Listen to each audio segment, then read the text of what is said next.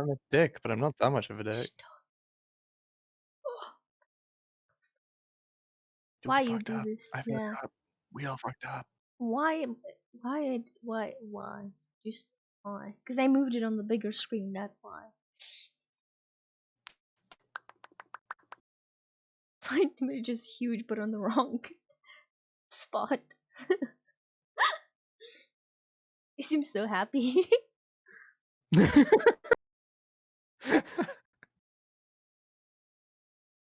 mean, it's ready to shine. No. Oh no, not about that. Sorry. I moved what I didn't want to move, but it moved anyway. Yeah, the You have a camera's moved. multi-stream command with Frog and yourself. Aww. Yeah, I keep meaning to do that for this podcast, but I never get got around you. to it. Or... of course. Such a good mod. Aww.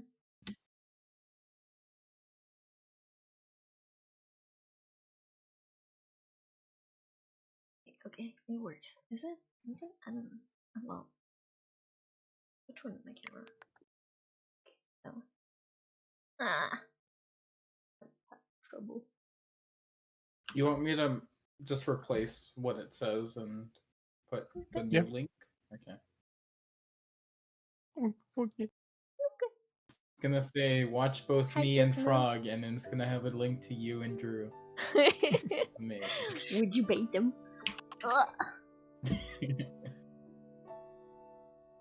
I wish you could do more than just 2 people, because then we could all jump in a multi-stream. Cat. I think you can. Ah, Can't you? yes, look at this beautiful face. I mean, if you can, then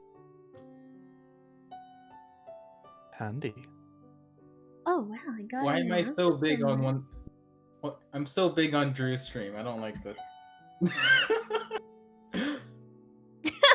Hey, you're getting fans though. Jam is like, I damn. always had fans. What do you mean? Timid looking cute. I made you famous, Drew. Okay. Okay. I see how this goes. I made your career.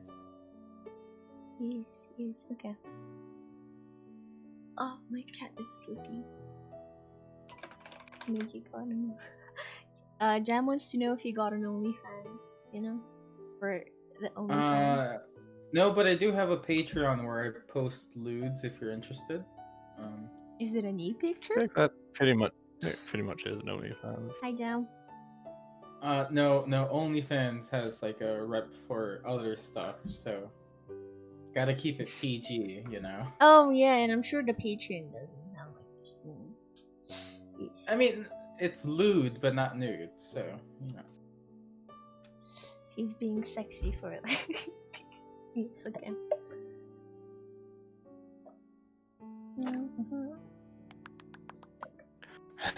I'm quickly researching. I mean, so there like obviously are some things we all know. So this episode is going to be about the gaming stereotypes. You know, like easy peasy. Because considering we're all on Twitch, which is mostly a gaming platform, we are all mostly gamers, or we're like interested in them if we're not playing. You know, that's a thing. So. Okay, this is much better. It's your fault you were saying so close. You're too close for us. Well, no, on Matt's screen, I'm pretty like far back. Nah, we need to see you. Now I just can't reach my keyboard, so this is gonna be fun. It's fine. Yeah, what are you typing? Stop. What? No. I'm totally not Googling anything.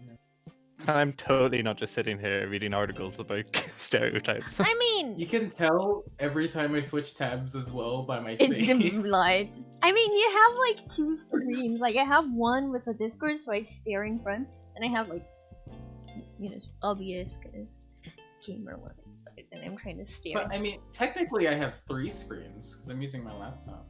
You just see like twin lights flying everywhere. Okay, so. Gaming stereotypes. What's the first stereotype you're thinking of when you think of that? Girls suck. Okay, I okay. mean, he's not wrong. That is a standard I stereotype. mean, yeah, but then I'm like, is he like saying a stereotype or is he saying the first thing he's saying? No, Anyway. I'm stating my opinion. Just being brutally honest. Yeah, thanks. I appreciate it. Yeah, no, that's a subject I wanted to talk about like gamer girls and how they're being perceived, but cause you know. I feel like we should start with the OG one though. Of the like, there's a whole like gamer girls and e-girls have become a whole new thing, but it all stemmed from if you saw a girl or if you joined a party with a girl in games, it was like assumed that she was crap at the game. Like she was Yeah. bad, you were gonna lose. She was just on there for attention. Like I feel like that was the original stereotype, and it all stemmed from that. Yeah, I don't know about that, because for me, it was more like, oh shit, there's a girl in this lobby. I gotta get her attention, and then I try to do sick shit, and then I would No, yeah. So there's like two miserable. sides. One, you like either trash talk that person or you try to simp for her. So, hi Lotte. Yeah, but Yeah, I'm this not chat a is simp too or active. anything. So. You say I gotta go. I'm sweaty. I don't simp, so you know. That's what a simp would say. Oh god, boobs as well. Like the thing is, I only got two mostly people that were like trash talking to me, and honestly, my reaction was to just laugh at them because they're fucking dumb, and I'm like, I can't believe this is actually happening. But I am aware that for some other girls in like more competitive games, or especially ranked, it's more like trashy because that's where like high stakes are.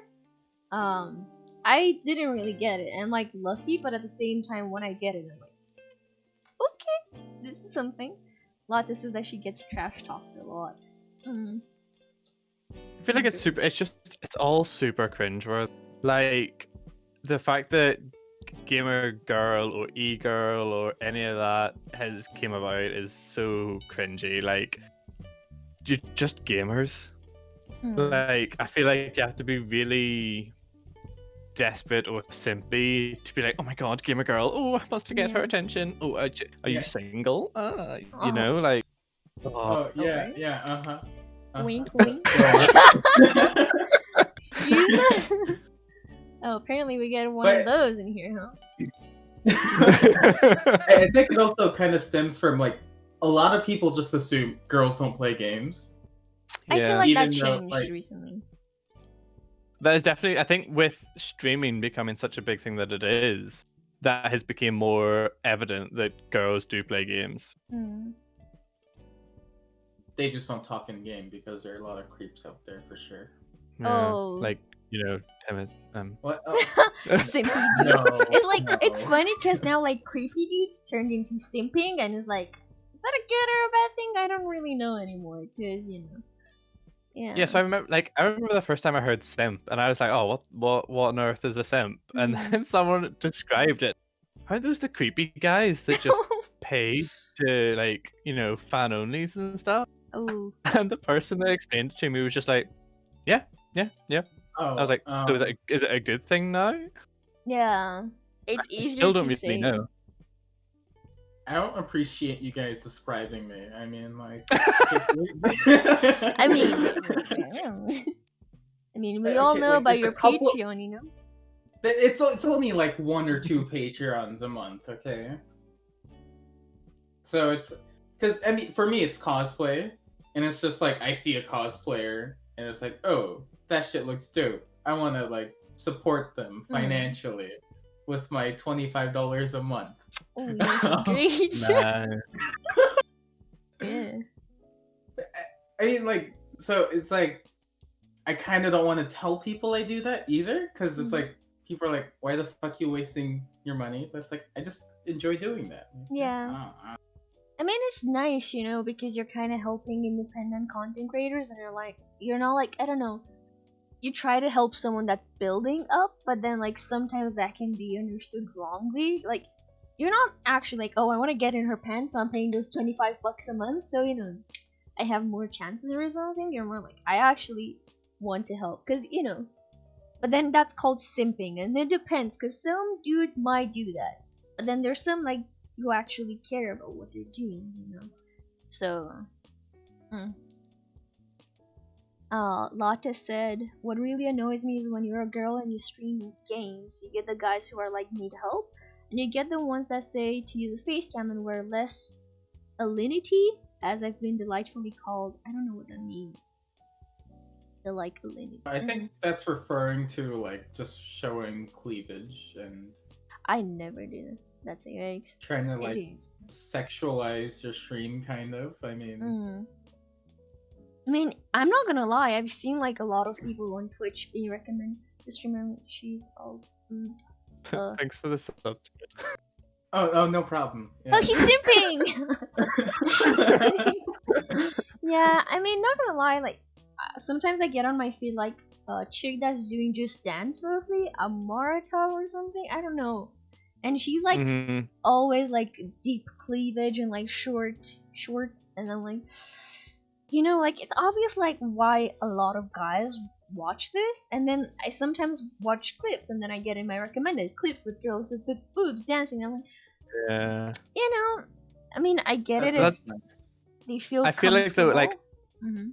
I know who you're talking about, and I've went to her stream and be like, oh, cool, someone dancing, and then I've realized that she clearly really enjoys dancing, and those people that do Just Dance stream, they enjoy dancing, but it's the fact that the whole stream is designed for those simps. Yeah. Like the camera is quite far back in the desk, so they have to like lean over the desk and look into the camera and onto the feed, or they're wearing not skimpy but like short outfits. Yeah. That definitely don't support anything. I don't know. I commend people for. I commend women for like embracing it and taking it. Like these creepy, simpy, not creepy and simpy aren't the same thing, but there's these creepy guys that call themselves simps, but I don't think they fall under the line of simp, and they're just like taking the money off of them, and I think fair play to them. Yeah, I feel like, you know, that's a thing with like even sugar daddies. Like women know, oh, he wants me just for my looks, so you know, I'm just gonna go for it, cause you know, it depends now, cause they don't have to do anything mostly sometimes with the sugar daddies and shit like that. And it's like I respect them for being comfortable to show so much to like strangers on the internet, but at the same time, it does make me feel a bit bad, cause they do somehow, I don't know, make the stereotype feel real. Like, oh, we're all like, if we stream, we're like those type of people that, oh, just show boobs and we want to get attention for that and not for like, and it feels sometimes bad, but at the same time, like, you know, respect. You're getting your money the way you get your money, and you're putting yourself out there. But at the same time, it makes me feel uncomfortable a bit, because that's a lot. I feel like this really. I feel like it's all comes under the kind of stereotypes of like e-girls and e-boys, but also the stereotype that went way back that guys that play games are like socially inept. Yeah, that's another thing. So Lotte said there are also girls who dress like that and do that kind of stuff, and that gives us genuine gamer girls a bad name. I saw one streamer the other day wearing basically lingerie and getting her viewers to fill out a boyfriend application and pay to be her boyfriend for a day. I feel like that's one of those situations where she's taking advantage because she knows like people would pay for that and they're dumb enough to pay. You know, when in reality nothing is gonna happen. She's just taking advantage of it. Yeah, just out of curiosity, could I get a link to that stream? For research. only. Yeah, for research purposes. You know, yeah, we need it for the stream. But if it works, it works. I mean, in my opinion, I just see that as like a business. Like that's like the business side of everything. You're doing it just to make money. I don't really. I understand gamer girls do get a bad rep. Like when a lot of people see females that stream, they expect them to like act a certain way. You can't really be yourself. You know, you gotta have to have like a persona. If you understand what I'm trying to say. No, I get you. I feel like it also it brings up the question of so streaming is definitely a business. So Yeah. fair enough, stream how you want to. If girls or men want to take advantage of that kind of a market, by all means, take advantage of it. I commend you for having the metaphorical balls to do that. Mm-hmm. But at the same time, is it fair that those girls profit off of that business while giving gamer girls like Latte or Drew the stereotype and the bad name of, oh, she's a gamer girl, she must be wearing lingerie and streaming to try and get that extra dollar, you know? Mm-hmm. Like I feel like what's the line where it's, or is that just the culture that's ruining that, do you know? But I Mm-hmm. think it also comes down to the viewer as well. Like, hypothetically speaking, if I was like a female streamer, I wouldn't want viewers that would like want to see me stream like that. Mm-hmm. I So mean, it's they like, built that community themselves, you know? Because it's Yeah, not like, for sure. yeah. Maybe they started slowly, like a bit of cleavage, and they saw like, oh, people are joining for this, so I'm just gonna do Mhm. what they want for the money. Because obviously, I'm pretty sure they enjoy what they're doing, and maybe, especially with a big stream, they're not reading the comments that are thirsting for them or stuff like that. And I do think they have And respect for themselves, but at the same time, and I also think though that like just because those gamer girls, those e-girls are profiting off of that kind of market doesn't mean you can't be successful otherwise. Like look at Katie, look Yeah. at Hotjar as well. even like Katya or what's Drew. Drew, well, well, we know Drew's successful. Or even what's her name? Ammunition, Anna Ah, Munition. yeah. What's The one that was in the Siege her? tournament. Yeah. Yeah. Mhm. She has like a huge following, and she just plays games. She is like 100% herself. She doesn't Mhm. have to profit off of that market. I think if you want to break the stereotype, it's definitely possible, and there's definitely a following for people out there. Mhm. Lotte. Also, Mhm. oh no, I was just gonna say, Steve says you don't look the way he thought you would, Timid. Nice. Okay, so Lotte said, and I do approve of this. I have nothing against people wanting to act like that on Twitch, but it's when they call themselves a gamer girl even though they don't even like games just because they sexualize it. At almost modern day stripping instead of a club, go to Twitch and I'll happily pay for you for that. But don't say you're a gamer girl because that makes people think all gamer girls are that way, like you have to show skin to be good and famous. As you can see, I had to argue this a lot. I've had this discussion many times. Yeah, I've had a creep like at the beginning of my career on Twitch, I guess you can say. I didn't even had a camera. There was a dude who's like, "Oh, I'm gonna give you like $1,000 if you sing for me." I'm like, excuse me?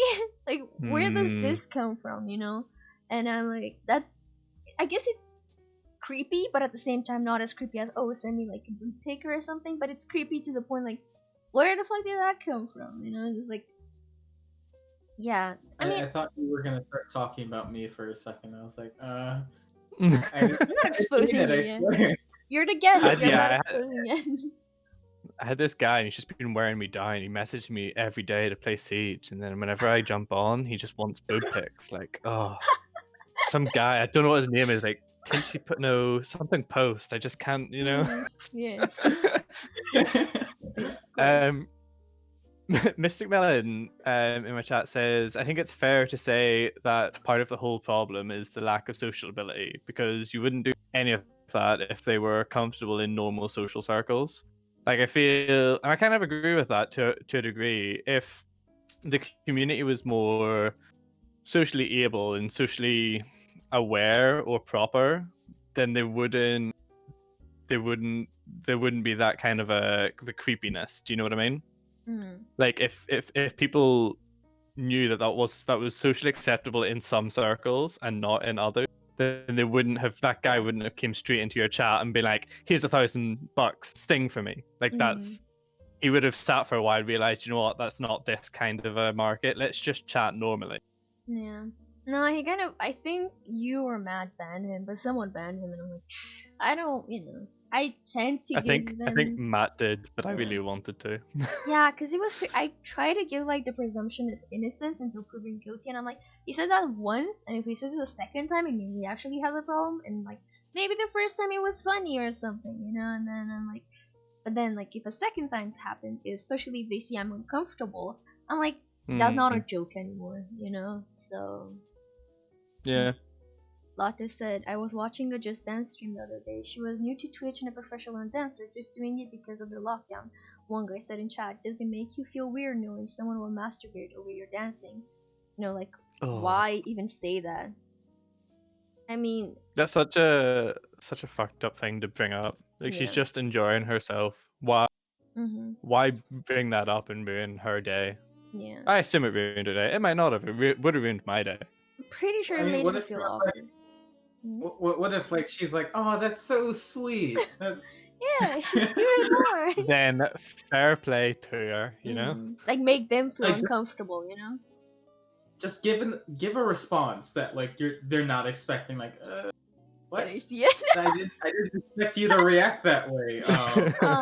Yeah, it's odd. Like, obviously, some people are gonna do stuff you don't want to know while you stream. Like, they just stare at you and you're like, oh, she's pretty, you know. I don't know. And then I'm like, I don't need to know that, you know. Like, I don't Yeah. know. Lotta said she wasn't wearing a skimpy clothes or anything. She was legit just dancing. She kind of said people can do whatever they want if they want to get off to me, then fine because I don't have to see it. True. Like, I don't have to Yeah. see it or know you're doing that, because that's just gonna make. If I see you again in chat, I'm gonna be like, it's this dude. And like, he admitted to Yeah. doing it. Like, what I don't know, it doesn't hurt me. So, like, yeah. It's just Going bad. back to like gamers not knowing how to socialize. Oh, yeah. I know for like me personally, it's like talking to people in the real world. I found that really hard to do.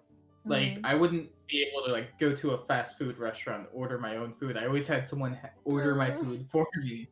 Mm-hmm. But like when I'm like online, like talking to you guys, like I'm Yeah. completely fine with that. Like I never understood it either. Mm-hmm. It's just like natural for me. Mm-hmm. I think I have found that more of recent. Like I would never. I feel like, especially from people from other countries, like if I was to go to the bar, yeah, fair enough. I'd hang around with my friends. If another group of friends was to approach, yeah, okay, we'll maybe start talking. But I was definitely one of the more like not socially inept, but I was definitely like more standoffish. But then it comes to like streaming or playing games, and I'm like, I've got face cams of Drew and Timid, and I talk to Steve and his wife in America. Like I know their kids' names. Like I feel like it's easier to be more forward on stream, and I don't know if that's always a good thing. I have this thing where I'm not. At least like a few years ago, I was not the most social. Like, yeah, I'm social with people that I feel comfortable with, like, you know, a close group of friends. But I'm never gonna start talking to someone because, oh, they look cool, let me talk to them. And then I feel like there's the thing with socializing on the internet. It's a lot easier because, you know, you feel less constricted, kind of. Like, oh, if you don't like them, you can block them, just forget about their existence, while in real life you can do that.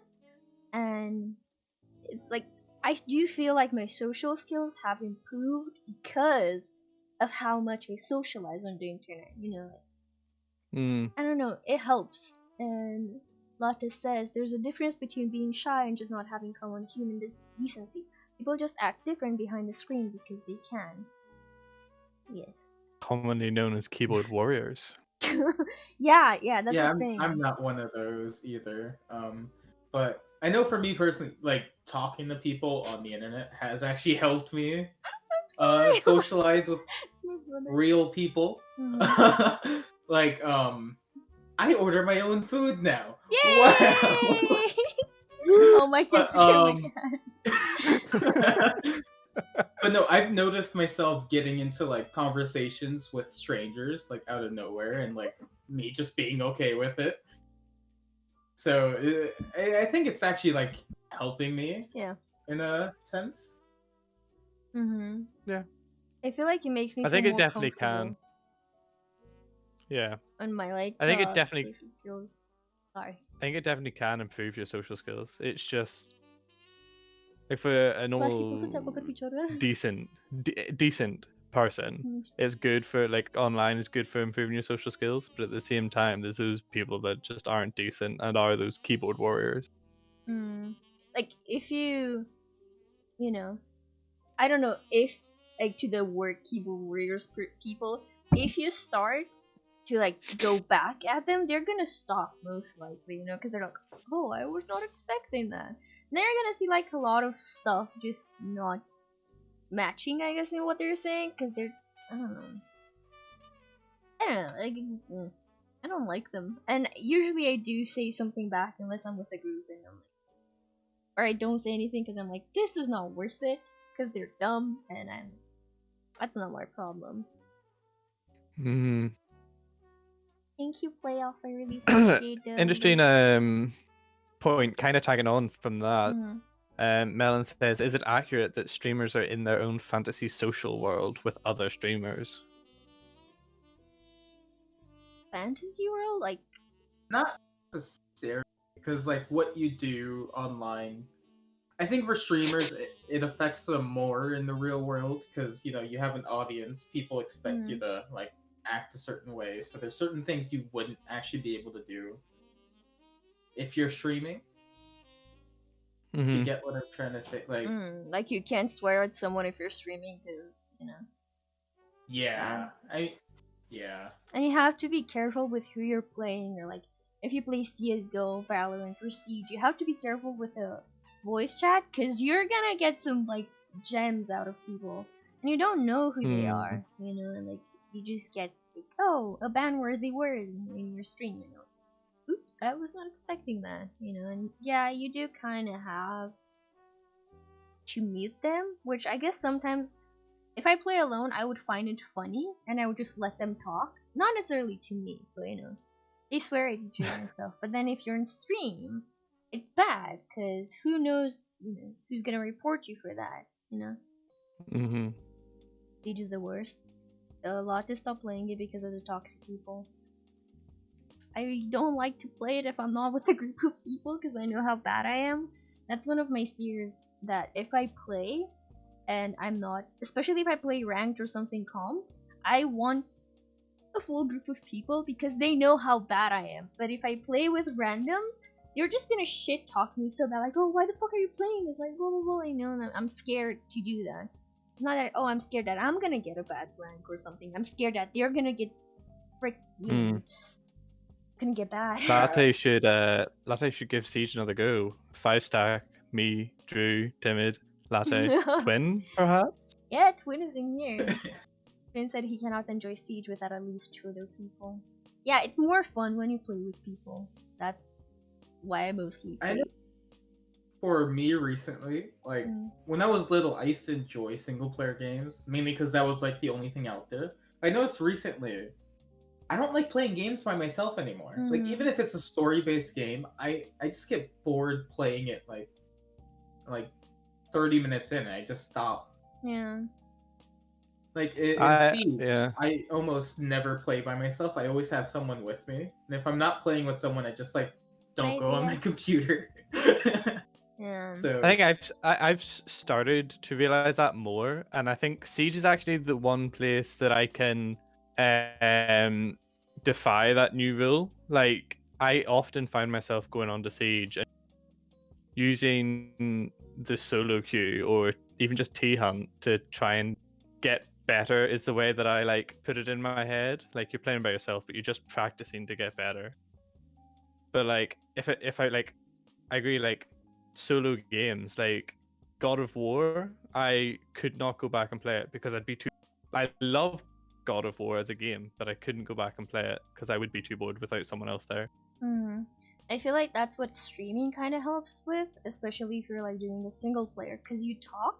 Yeah, you do talk to yourself, but then at least you have someone in chat that's gonna answer to you sometimes. So games can be I know- feel Interesting. lonely. Yeah.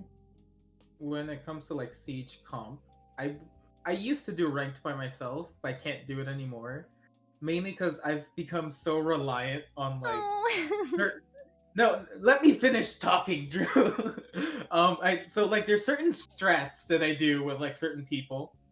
Like there's a map called Border and Siege where like if we're attacking, I always push the same way with Matt, doing the same exact thing during Yeah. every single match. Where like one day I played Siege without Matt. It's like, how am I gonna push now? Like, what do I do? Aw. The real love story. Yeah. So someone in my chat, and I don't agree with this like at all, but I feel like I should bring it up. They say streamers tend to be socially isolated and only speak to other streamers and online types. If they had proper social skills, they wouldn't stream. I strongly disagree with this. Yeah. I think, yeah, a lot of people that start off streaming maybe don't have the best social skills. But if you look at any of the really successful streamers, they are actually very sociable. Like Ninja, actually very sociable. Shroud, actually very sociable in real life. Mhm. The boy that I just watched his video, we both like him. What's his name? Alex is his wife. Tio? Tell me his name. Tio. I knew it started No. with a T, but What? I couldn't get timid out of my head. Tio, actually very sociable in real life.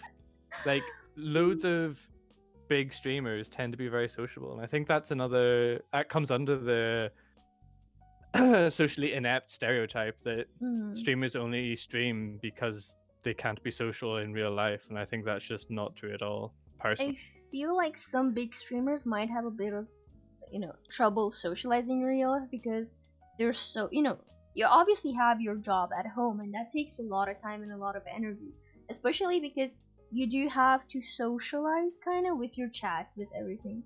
And having friends online, honestly, I don't find that as being not social in real life. Is more like, you Mhm. know, at least for me, I know that um I feel like, I don't know, in real life I'm kind of scared because I obviously have to worry about my appearance somehow. Like, oh, they see me, like, oh, if I say something dumb, I'm gonna start blushing and they're gonna see it, and then I overthink that, and then it just gets worse and stuff. And when I'm online, I know it's like, it's not my body there. Like, they don't care how I look, and some people don't. And then I know that if they talk to me, it's purely because of my personality, and like we have stuff to talk. And I still feel like some of the online people are even closer than like the real people that I know, because Mhm. we actually talk without having to see each other. Oh, at like school or work, and then we don't talk after that. And then it's like, I feel like streamers have to be social people. Yeah, maybe some are not in real life, but then that's because maybe of other reasons. Like they haven't found a proper group that just makes them feel safe and want to socialize. For example, Yeah. Saikuno. Do you know him? No. I Okay. think I've seen him from like offline TV Yeah. videos. So Saikuno is not a social person in real life, but he has been streaming for like a couple of years now, and he did find a group of offline TV and other streamers that kind of became his friend, and he's became more sociable and kind of, I don't know, kind of gain trust in himself. So now he's having a cam as well, even though he's really um self conscious about it. He's like getting better, and that just means like maybe the people in real life are not just, I don't know, they haven't found um anything in common, you know. And like while you're online, you have more options to find people that you have something in common, like streaming, games, just, I don't know, anything, and it's easier, and you can just hop from a group to another group, and Yeah. yeah, it depends. I definitely think, Mhm. yeah, social streaming can definitely help um improve your social ability or improve you socially. But I don't think you can be a successful streamer and not be social to some Mhm. degree. You might not be particularly social in real life where you live, and that might just be because of the area you live. Like I know a lot of people that I know because of uni and moving to a different country where they grew up, they didn't have a lot of friends because they just didn't get on with that friend group, that kind of community. But Mhm. when they moved to uni, when they moved out of their local area, they found big friend groups and they were able to pursue those kind of things. I think it's just it's a complicated one in my book. Mhm. A lot to said. Once you get bigger, it's being a celebrity almost. Most celebrities are friends with other celebrities because it's easier and you understand them more. Streamers are friends with streamers because they have fun together, but that doesn't mean they're all shy and antisocial.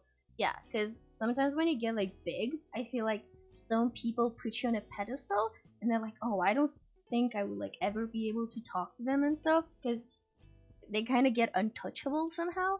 So maybe that's why it's a bit harder. And like when you talk to your fans, let's say they just go hyper and like, oh my god, I can't believe they talked to me. They don't treat you like a person. I'm not saying that like Mm-hmm. with you and me or something like that because we're still small. But I feel like for example, I talk to Sammy or Patty, and like Sammy would be like, when people text him and they say like hi, and then like Sammy says hi back, and then like people automatically say, oh, I can't believe you answered me, and Sammy's like, why wouldn't I? Like he's still a person, but Yeah. I think when you become a big streamer, you also have to watch out for people trying to use you Yeah. as well. Use you and your For sure. platform to like try to get themselves big. Mm. So it's like I also think that also kind of creates a mistrust between a lot of people. Because I know if Yeah. I was big, I would doubt everyone's friendship. Like, oh, he's probably just trying to use me. Yeah, I don't trust I him. can't have this in my life. No, I can't. I don't Yeah. need this much stress in my life. Mm. I think you tend like a great example is, in my opinion, Tio. Mhm. Like Tio has gotten really big, but you notice he still plays with the same group of people Yeah. all the time. Yeah, it's increased a little bit. Like I've definitely seen some new faces that because I'm not as into his community as I used to be. Mhm. Like there's people I'll join or I'll see YouTube videos of, and I'm like, oh wait, who's this? Yeah.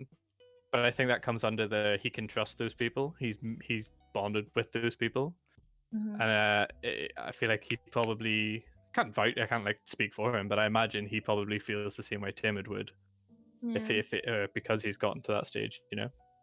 Yeah, and I feel like especially because you're a big streamer, you can't bring a new person, especially when you're streaming, because you don't know how they will react. Well, Hmm. is this? I assume the person who said the question before is like they have a tight group and they never change it. Yeah, they have that tight group because they trust it, and they can't just make a new one because who knows what things they might say on stream or how they will react, and like obviously that's not gonna be perceived well by the audience. And I guess that's scary, especially with like a bigger streamer. And that's why sometimes I don't like to play with viewers that only come for one game, like Among Us. Like, oh, I follow. Can I play with you? And I'm like, I'm sorry, but I don't know how you react if you just die every round, like the first round, because you know. Mm-hmm. So yeah, it's more about trust. And I know like the people I play with, or like let's say Timid is saying, oh, let Xavier play because he trusts him and stuff, and like I trust Timid and his friend options, and then yeah, okay, but because Speaking of Xavier, the one thing I love about him is like every time I join a call with him, he'll ask me, "Are you streaming?" Yeah. yeah. So he knows, like, oh, I should probably mute my mic before like I let something slip. Or he also shares a room with his brother, so it's like Mm. he has to watch out for his brother as well. Oh yeah. I was gonna bring up that point earlier because you brought up the point earlier of how to be careful who you play with and who you let into voice chat. Mm-hmm. I was immediately thinking of Xavier because anytime, even sometimes he forgets to ask and he'll say something, but he'll quickly mute his mic and be like, "Wait, was anyone streaming?" Oh yeah. I had this thing when we were playing, I think, Among Us, and some person from my Discord joined and they started to talk about their life, and I'm like, you know I'm streaming? And it's like, oh no, and then he left because I was like, how much are you gonna say, And I just felt bad. Yeah. Lotte said as well, I streamed our Among Us and had 3 people ask if they could join, like complete randoms. Yeah, I don't find, like, if you're in my chat for a while and we've talked, yeah, okay, I have a bit more trust in you, but if you're a stranger, like, you see someone playing Among Us and you're just gonna ask the same question in, like, 10 streams, I'm like, no. Yeah. It's not worth it. Especially when if you immediately go, nah, I don't tend to play with just randoms, They and they're leave. like, oh, I'm just trying to find someone. Like, you're the 3rd channel I've joined. I'm like, all right, well then keep hopping. Like, you Yeah. don't care about this stream. Just keep hopping, I did So that. if you want to find people to play with that are stream, use my strategy. Just go into their chat, drop a lot of bits, stay there for a little while and be like, hey, just Wow, the mastermind. Yeah, okay. yes. I can use my other hand. I made this mistake with like deceit. Someone came and they were like, "Oh, do you have another spot?" And I'm like, "Okay, They join and they're just trolling the shit out of us. And I'm like, "I'm sorry, you can't play with us because it makes us feel bad." Like he was just killing everyone, no matter if he was innocent or like infected. He was just killing, and that kind of ruined the fun. And I like kicked him, and then he stream sniped me, and I'm like, "What?" And he just started swearing and killing everyone. And I'm like, oh my god! And I banned him from Twitch. And then he sends me a message, "Why you banned me?" And I'm like, "Excuse me, is that not obvious?" But yeah. You mean my actions have consequences? Do they? What? What? I don't know what you're talking about. My cat, stop. Oh. Okay. So. I think one of the hardest things for me when I make friends online is like Mhm. you get a friend group, right? Mhm. But then like after a little while, some shit happens and then that group just breaks up. Yeah. I've had that happen to me multiple times before. It's just like, what do I do now? It's like I gotta like restart the whole process of like finding people to play with. Yeah. I have to socialize again. I have to get people to trust me. I have to find people I can trust as well. It's just really hard sometimes. Aww. Yeah. We're here for you. It's okay. For how long though? Question mark. You As ever long as he leave me keeps now? carrying me in Siege. You say that, but I can't get you the gold yet. So I mean, until he Yeah, gets but whose the gold. problem is that really? Okay. Alright. Oh, Drew's gone. Yes. Oh, yeah, we entertain.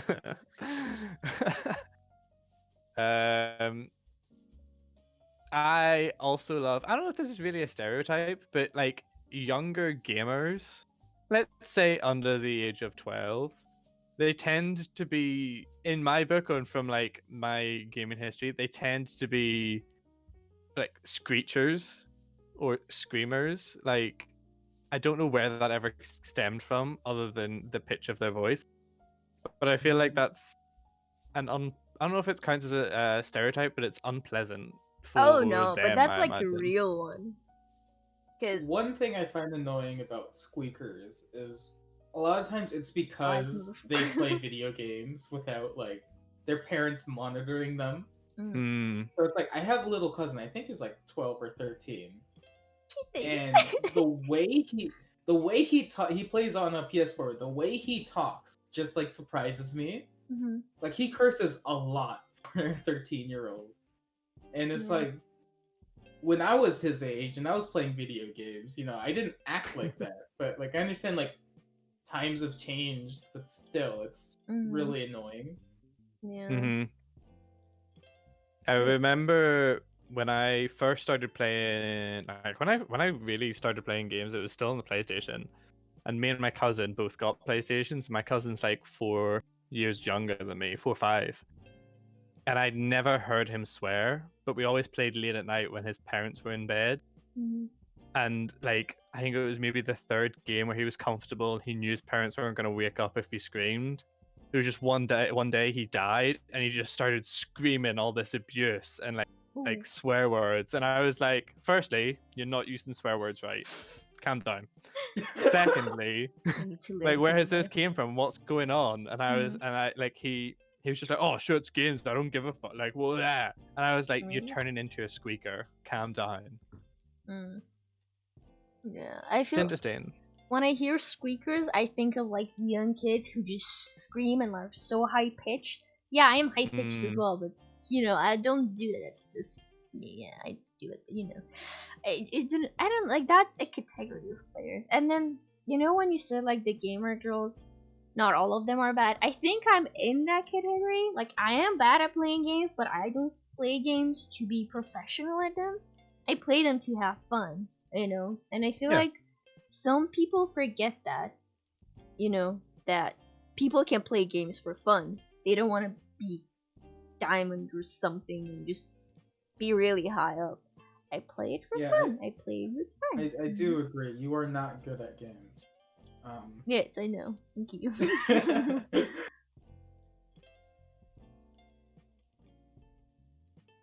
But I Am don't I know. muted? There's Okay. Yeah, no, what you're there's saying. an awkward silence. I'm like, I was I was waiting. what do I muted. say? Were you saying something?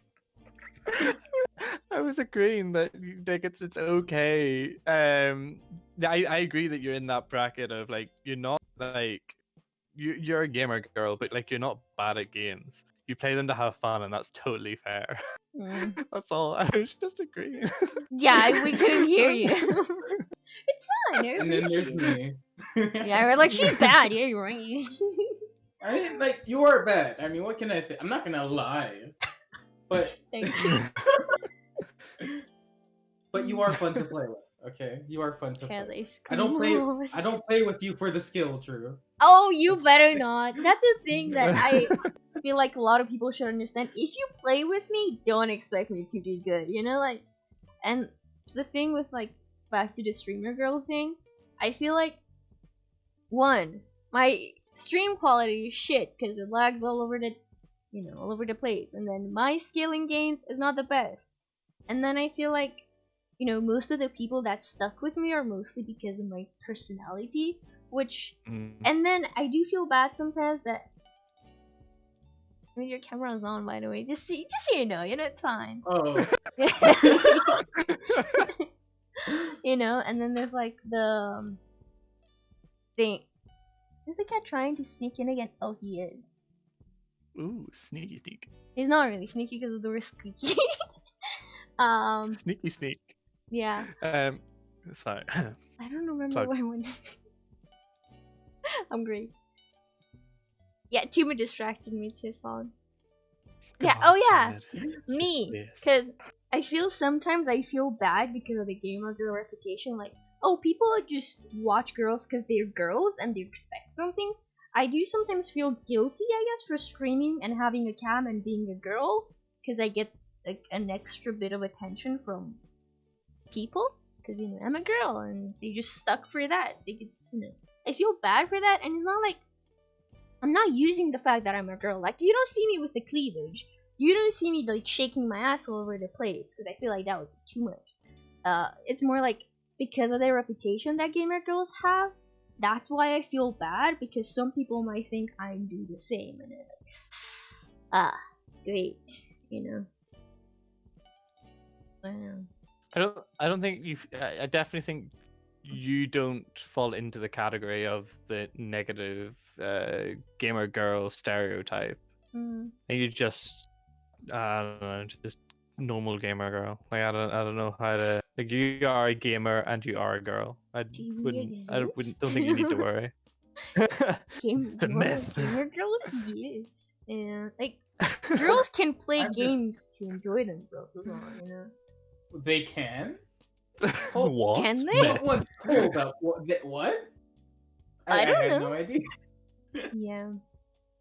I don't know. It feels like, and then I see like memes on Instagram with like, oh, girls getting triggered at boys because they play video games they don't spend time with, and I'm like, play video games, enjoying them, and they they can't escape you because you're gonna play the same games as they do, and I feel like some girls might not play it either because they don't like it or because it's lame, but at the same time, if you do that for your boyfriend and like you stop saying, "Oh, you're a bad person because you're not staying with me and you play with your friends," like join him, There's no option for him. I don't know. It's bonding time. Yes. I'm just staring at Timon. Man. Because I can't see Matt, but I saw you. I'm trying. Mm, Go ahead, Tim. No, you could go.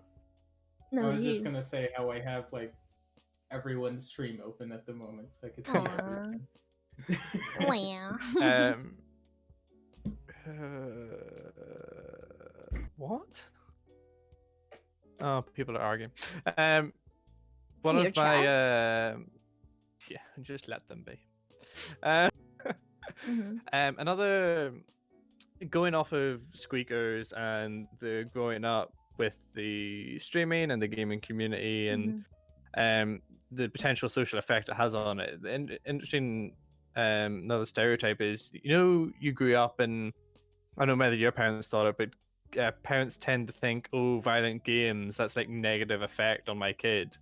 Another stereotype that a lot of gamers face growing up is gaming affects young people / teenagers in a negative way, depending on the game or the community.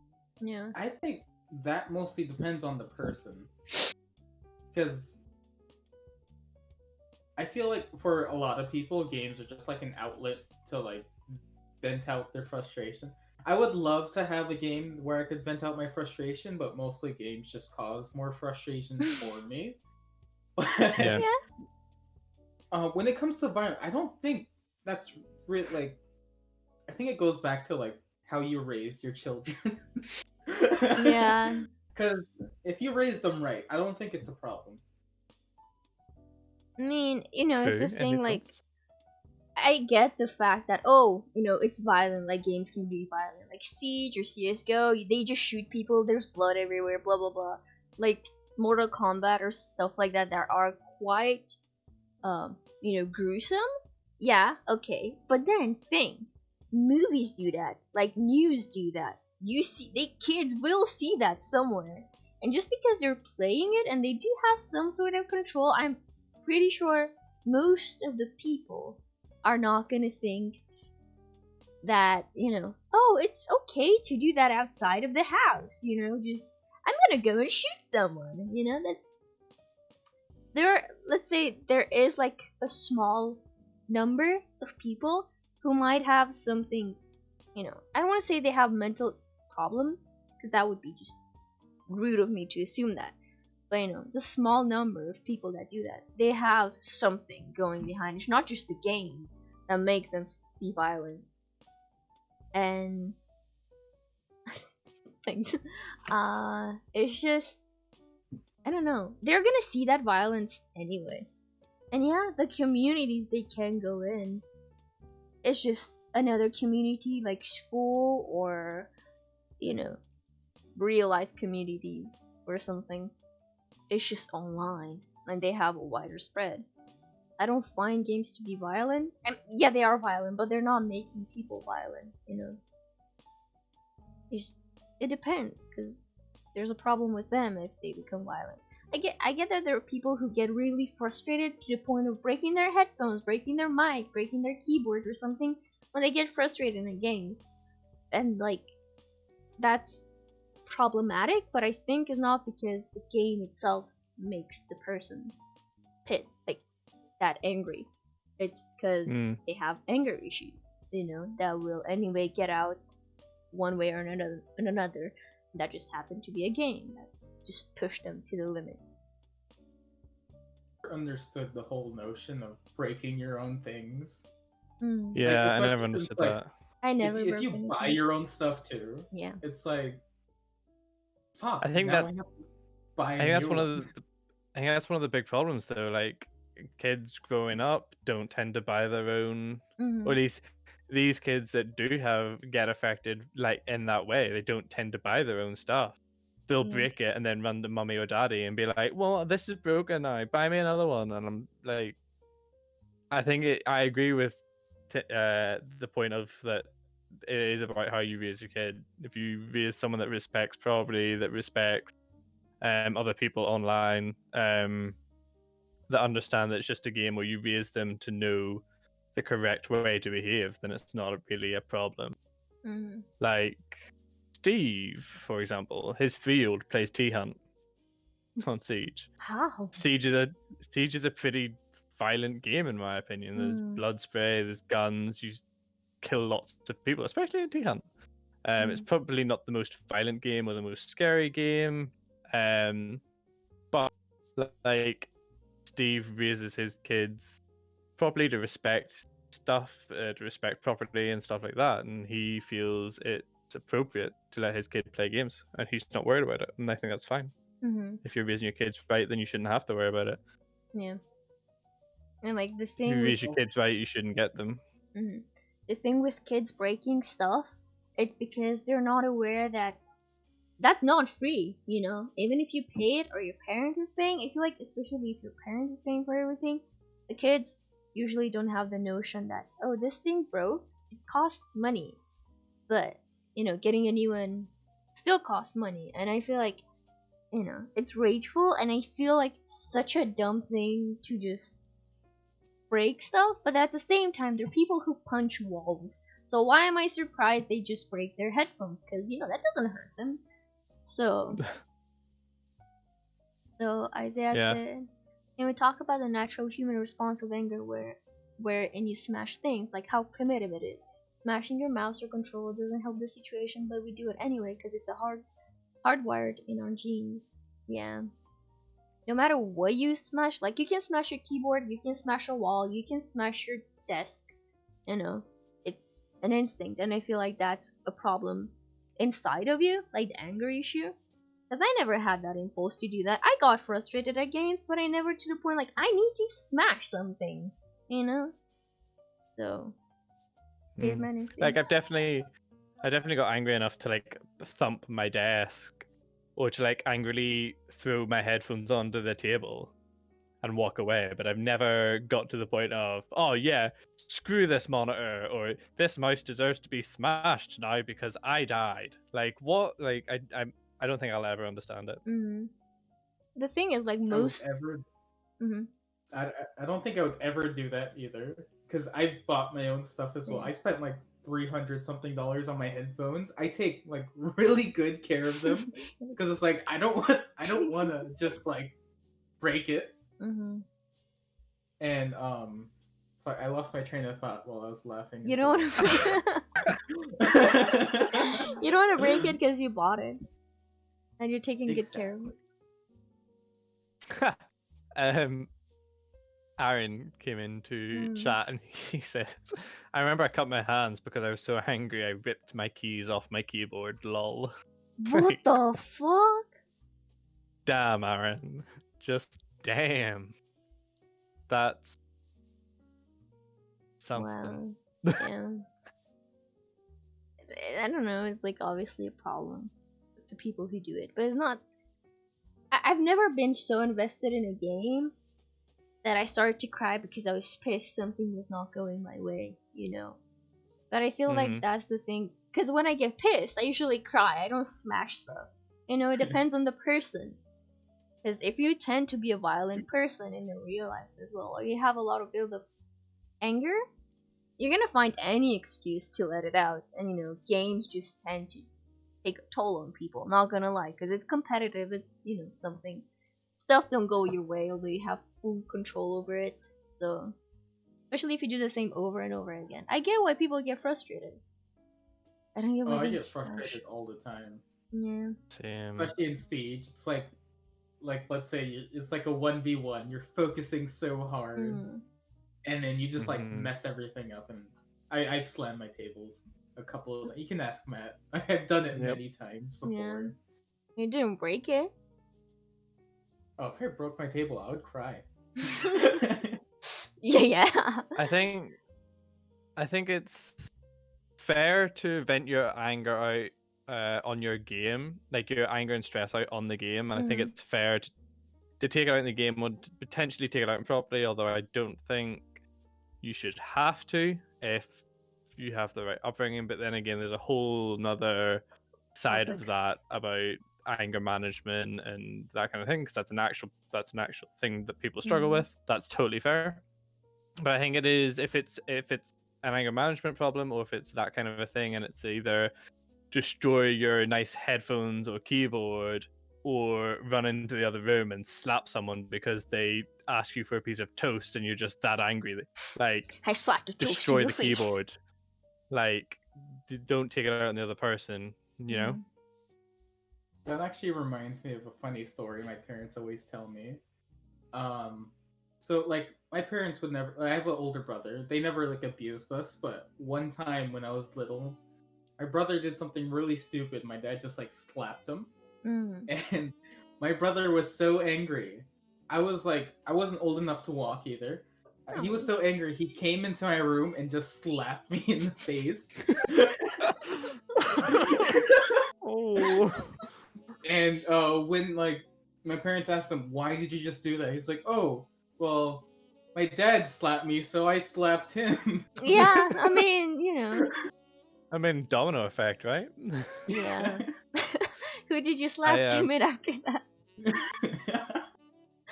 I remember I got so angry once that my dad, I got so angry. My dad, I did something stupid, and my dad does like the typical like slaps you over the back of the head because you were a Mhm. dumbass. And he slapped me over the back of the head, and I got so angry that I tried to slap him on the back of the head and slapped him across the face, and he just looked Ooh. at me like, "Well, that was stupid, wasn't it?" And I was like, "Yeah." I was aiming for the back of your head. And he was like, "Well, you're not big enough." So he slapped me over the back of the head again because it was still stupid. Aw. Oh. Yeah. It's obviously like the thing. I guess some people might hear like, oh, other people are breaking their shit when they're pissed, and they do it as well, like how your brother did it and how you did to your dad. Like someone else did that, so maybe it works for me as well. Like it, you know, it's like I don't know. Yeah. Um.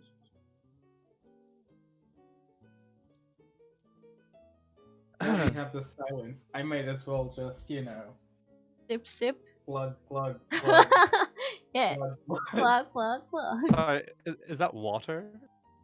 Did Yeah, that make you feel? it's like I poured water into the cup, but then I realized that the cup was dirty. So it's like it's just been sitting at my desk for a week now. Oh, just It's- imagine the Oh. fucking taste of it right now, like just all well, warm. I'm not gonna drink it. Okay. I hope not. Once I have the time and actually remember to do it, I'll like wash it properly. Oh. So this is what Isaiah Oh. said, and this kind of goes to another subject that I wanted to talk, like male toxicity. So Alright. I think most of anger is always somehow rooted in pain. People usually get angry when they feel hurt or pain. The anger or rage is just a result of not being able to process the emotion of sadness and vulnerability. That I think that's partially the reason why mostly guys have anger management problems, because they always need to suppress that feeling. It's almost as if anger is encouraged. Yeah. So when he said that guys get to do that because they suppress their feelings, that's some male toxicity. But, oh, you're a man, you can't cry because you have to be strong for everyone and everything. And then I guess the most manly way they can express it is anger, though that doesn't help at the end. So I was brought up very old-fashioned, Mm. in that sense of, the men don't cry, men don't like get sad or upset. If you're gonna cry, be the stronger person, tuck it down in, that kind of a stuff. So I was always taught that, but I was also taught like if a man gets angry, he doesn't succumb to those strong, immature emotions of just pure anger. So I'm in that kind of weird sense where I think you could class me into the male toxicity Mm. brand, but I don't know if I'm fully in that category. Yeah, no, I feel like there's like, I don't think it's male toxicity is more like a traditional thing. Like maybe it goes a bit into that, but at the same time, did you grow up having any trouble expressing your feelings? Did I? Yeah. No. Well, Because I I mean, feel like that's one thing that male toxicity does. It like stops you from saying what you feel, especially like if you feel weak and you don't seek help and you're like, I can't show people that I'm struggling or something, you know? yeah. I think it never. So something I've definitely found recently, because of my upbringing, is that, and it sounds really stupid, but I don't cry, Most, and that yeah. like funerals, people dying, like losing relationships. That's just not something I cry over, or I can cry over, and I think that's just years of the men don't cry. Yeah. But I don't really know. Like that would probably be the only thing I would ever consider struggling to show my emotions. But at the same time, I show that sadness or that emotion in other ways. So I still Yeah. don't class it as the struggling. Yeah, you know, it depends now. We're gonna have a talk about this with Tom, and I think we're gonna have that in the LGBTQ conversation because I feel like that's maybe why he expressed like he had more of it, because Mm-hmm. I know for me personally, I do cry a lot, and I mean like a lot. Like I'll see something emotional, or like I'm watching like something on TV that's emotional, and I'll just start crying like, oh my god, it's so amazing. But Wet tears. I think I've told everyone, at least like everyone I normally talk to, I've told them at least once. Oh my god, I just watched this and I'm crying now. But yeah, I know for me, like when I was like growing up, I was kind of spoiled. I didn't really have to deal with a lot of stuff, which is why I'm also kind of lazy. Because when I was little, I had a tutor for elementary school, and she did all my homework for me. Oh my god. So Playing the system. exactly. Okay, so I'm in a debunked gamer stereotype. So gaming is a guy game. Apparently, 52% are male and 48 are female. So, Oh, I saw that article. yeah, and like 29% are under 18, 32 are 18 to 35, and 39% 36 plus years. And that's a thing that I saw as well, that people who play games are just children, which I find it kind of obviously it's not true because when I was like 15 or 16, I was playing like World of Warcraft mainly, and that's when I found like the first group, and there were people who were 25, 39, and I was like, holy shit, you're so old to play games, like how do you do that, like you're an adult, you know? But then the more I grow up, kind of, I'm 21, you know, practically an adult, kind of, I realized that even adults that are 39, they're not really, they're seen like adults, but at the same time they can still enjoy it. They're adults because they have like taxes and like bills and shit like that. You know, it's like this is another subject. Like even old people are still kids. Cause I saw like two ladies just talking, and it was like I was hearing like teenagers talking to each other. So, you know, yeah, it's like I feel like now they're more like older people playing games. Like it's not just a child thing, you know. Yeah. I think that kind of been the case, but it's like the games that older people like. It depends. It's like if it's an old person getting into gaming, they would play something different compared to someone that's been playing games since they were a kid. Because I've seen a lot of people that have like they played games when they were a kid, and they would just, I wouldn't say stick to the same game, but they always go back to the same old game every single time. And I think that like just shapes like what they do and stuff like that. Yeah. I think it's a lot of,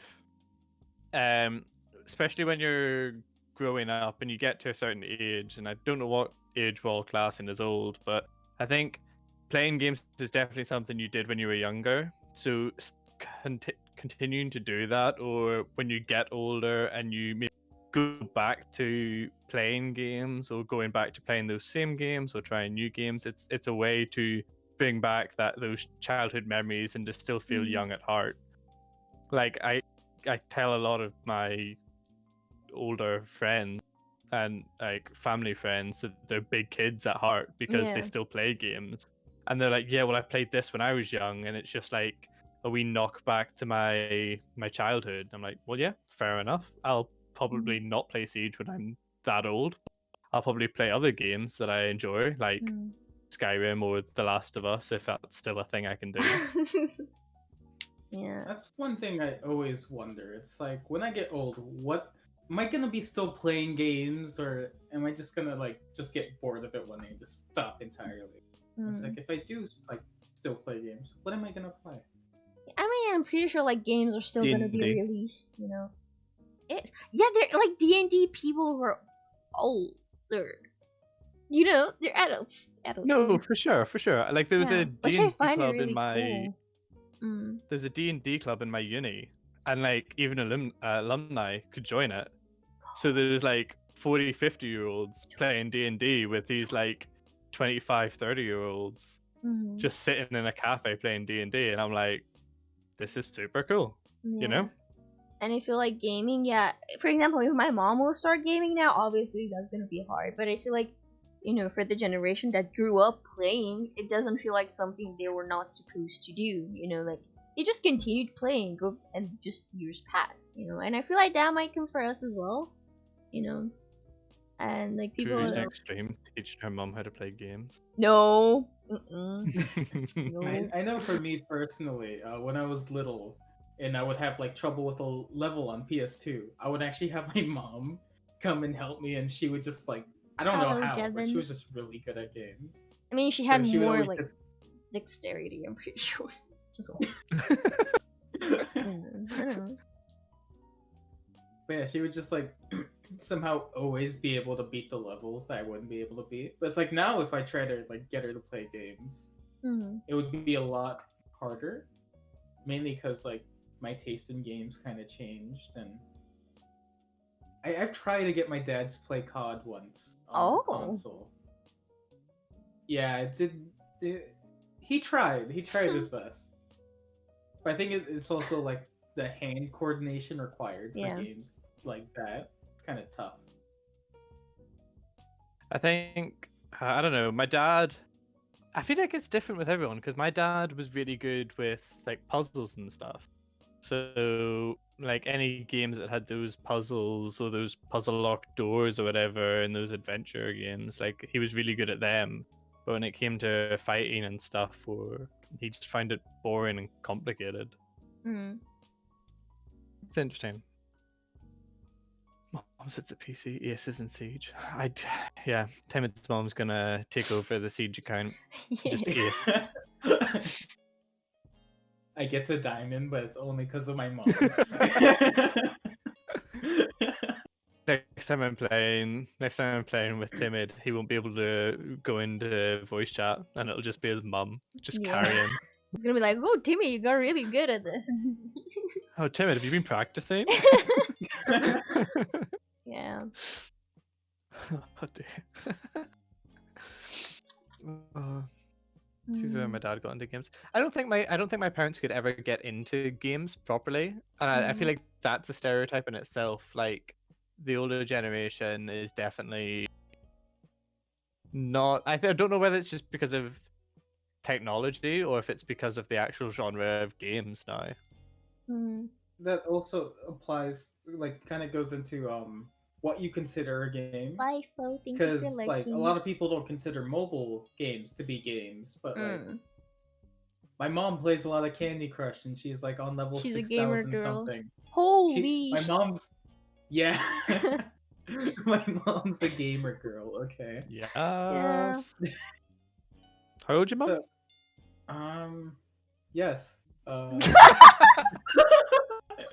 Oh, Mad One's that gamer girl. Holy. I would have to do the math on that, but that's because you don't know your mom's age. Okay, no, she kind of like she messed it up for me because like when I was little, she would always tell me that she was like 29, and I would always believe her. And then like I remember once I told my tutor, I'm like, yeah, my mom's 29. She's like, that wouldn't make any sense. You're like 16. Oh my god! Damn. That's a young mom. He's a fox. But I think she's like she's like around 40. Mm. I think. Yeah, she should be around 40. Most likely. Hopefully. At least she's not 29. Uh. I turned 21. My mom's still 29. She's a vampire. So,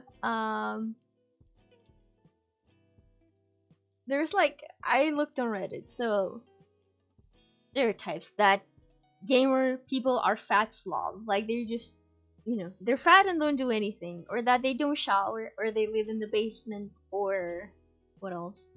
They would rather play games than anything else, or just like showing people how to play games. They are our passion. We love sharing them. We're above. Yeah. Then there's like the violent thing. I feel like the first one, the gamers tend to be slobs, is an interesting one because Yeah. I consider myself. I'm in a weird bracket, and I think my flatmate would back me up with this. But the rest of the flat is clean. I clean up after myself. Yeah. If I'm cooking, I'll put away dishes. I'll clean. I'll make sure everything's spotless for the next person to use because it's a communal area. However, my bedroom, maybe not the cleanest. I have a tendency to fill my bin, like my trash can, up and then forget to empty it. And maybe a hoarder. Look, you, Aaron. And Aaron's the same way. He's really clean around the flat, but we'll just like in our own little rooms where we play games, we'll like fill the bin up and then we'll forget to take it out. We'll come back to the desk and be like, oh well, Yeah. another packet to go on top of the bin because it's already full. And then every so often we'll just do a big clean of our rooms and be like, yay, we can see the floor. I'm But kind of the same way. I mean, right? Yeah, like, my room is always a mess until like I clean my room maybe like every 2 weeks. Where it's like, but like when I do clean my room, I make sure like everything's like nice and proper, everything's in the right spot. Yeah, same. So do we. And then like the very next day, it's like it's disorder begins. nothing is where it was. I mean, I'm not gonna lie. I'm a messy person in general, so I'm not gonna blame games. Because even if I play or not, I'm still messy. It's just yeah. I don't. It's like. Yeah. I think I know whether, because we're all gamers, we're not necessarily messy or disgusting, but we just aren't clean freaks, I guess. Yeah. So it's hard, like, is there anyone in any of the chats that know, like, are they gamers and clean freaks, or is this a gamer thing, or is this just our us generation thing? Do you know what I mean? I think it's a generation thing as well. I think it's more of a generation thing. It's us being lazy until we're like, okay, I gotta do this, and you like just get up all like, get all your energy, and you're like, oh, I gotta clean all this. I'm definitely. Hold on, Aaron sent me a Snapchat. I'm scared. So Isaiah said he's very tidy, and he calls us peasants. Yes, I'm sorry, my liege. Yes, of course.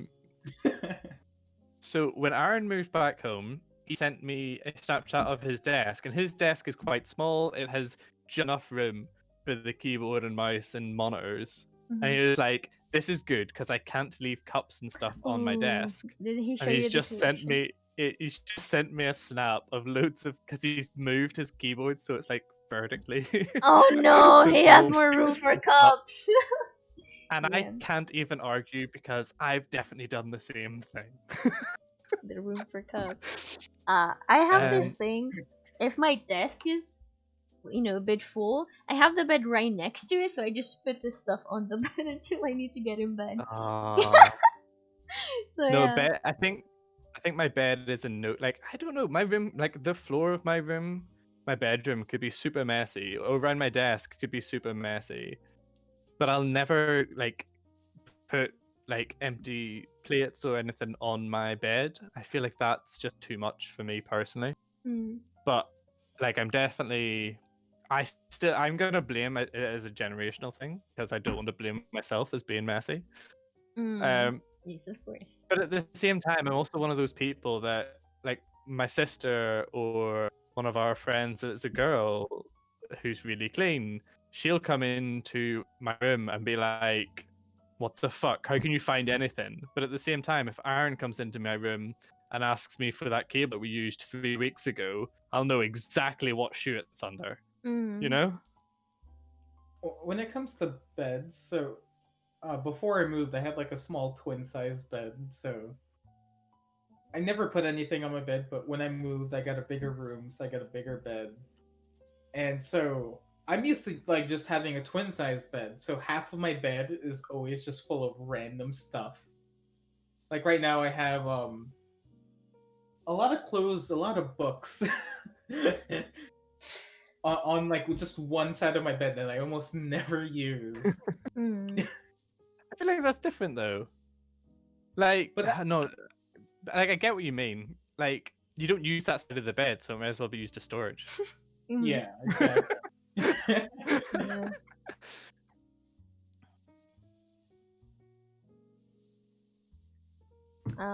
The other thing I saw, like, gamer people would much rather play games than be social, like, outside.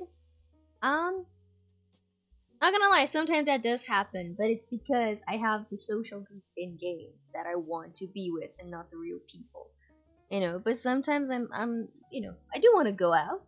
Sometimes I don't have who to go out with, For but that's me, different. it's more of like it's not that like I would rather play games. It's kind of the same with you. It's like I Mm. have people I want to play with, so I play with them. But it's like when I go out, I only go out with my friends. So it's like as long as I have people to do stuff with, like I'll Mm. be there. Yeah. Yeah. I think in the last year I've definitely let my real life social um etiquette down. But I'm gonna blame a financial standpoint for that more than Mm. anything. Because I just didn't like women would want to go out for drinks or go out on a night out, and I'm not a big fan of clubs, but also two, I just didn't have the finances to support that. And that is going to be my entire excuse for that. But Mhm. at the same time, I feel it's slightly different for streamers that are trying to make actual uh, success on streams, Mhm. because my schedule was perfect alignment by accident on when people wanted to go for pints, so when people wanted to go out for a sesh. Mhm. So it was just really bad timing, but at the same time, streaming was my only source of income, so I had to commit to it because it is a business and I had friends that I would promise I'd play with. So I think if you're a streamer, then I think it's slightly different, Yeah. because there's another factor to band onto it. But if I wasn't streaming and I was playing games instead of going out and I had the finances, then I definitely think I probably would have done that. Yeah. Like, there's plenty of times when I was younger, my mates would be like, "Oh, do you want to go down and meet at the park?" And I'd be like, games," you know, with that exact noise. I know Mm. for me, when I was little, I never really went out much. So it's like I only started going out like with friends in high school, and that was also towards like the end of like my high school life, like junior, senior year. Hmm. And so that was just like new to me, and it was kind of weird. Like, and also my parents weren't used to me like coming home late. I'd always be home at the same time. Aw. So and Yeah. like trying to get asking for their permission. Oh, tomorrow can I go to the mall Mm. with my friends? Yeah. I feel like that's a thing as well. Like, there's a point in childhood where you have to ask your parents, and then there's like, I feel like there was just an age. I can't remember when exactly. I didn't really have to ask for her for didn't have to ask my mom for permission. I was just telling her, I'm gonna go out, and like that was it. I didn't ask to go out. I was just saying I have Mhm. plans, and I'm just letting you know. I feel like that was a ritual that I'm becoming older and stuff. So yeah. I think that's definitely a step, and I noticed it a lot in my friends. Like when I was in high school, I was a lot of, oh, I don't know, I have to ask my parents, and I was Mhm. like, okay, that's interesting. I am at the point where I tell my parents I have plans to inform them of where I am, in case they need to know. Yeah. Whereas they were still at the point of, I need to ask my parents' permission. I feel like that's just a like it's not like a boom, I'm this age, I can do this. It's Mhm. you grow up into that. Yeah. And then you get to the point of you might mention it in passing, like you're going out the door and they're like, where are you going? And I'm like, out. Yeah. For me, it's like my parents don't care if I go out. It's as long Mhm. as I tell them like where I'm going Mhm. and who I'm going with and just like what time I'll be back. Yeah. And that's Yeah. mainly just so they know like I won't get kidnapped or it's like Mhm. you said oh, you're gonna be home at like 10 o'clock. If you're not gonna be home by 10, at least just like call us and let us know you're gonna come home a little late so we don't Yeah. have to like worry about you. Yeah. Those were the two big things with my family. It was like, well, do you have keys? Because otherwise we need to leave the door open. So keep us updated on when you're going to be home. But also, oh, are you gonna miss tea? Are you gonna get dinner? Like, will you be fed? Mhm. Like those were the two things my parents only ever worried about. Once I got to that kind of an age where I could go out and not be worried about.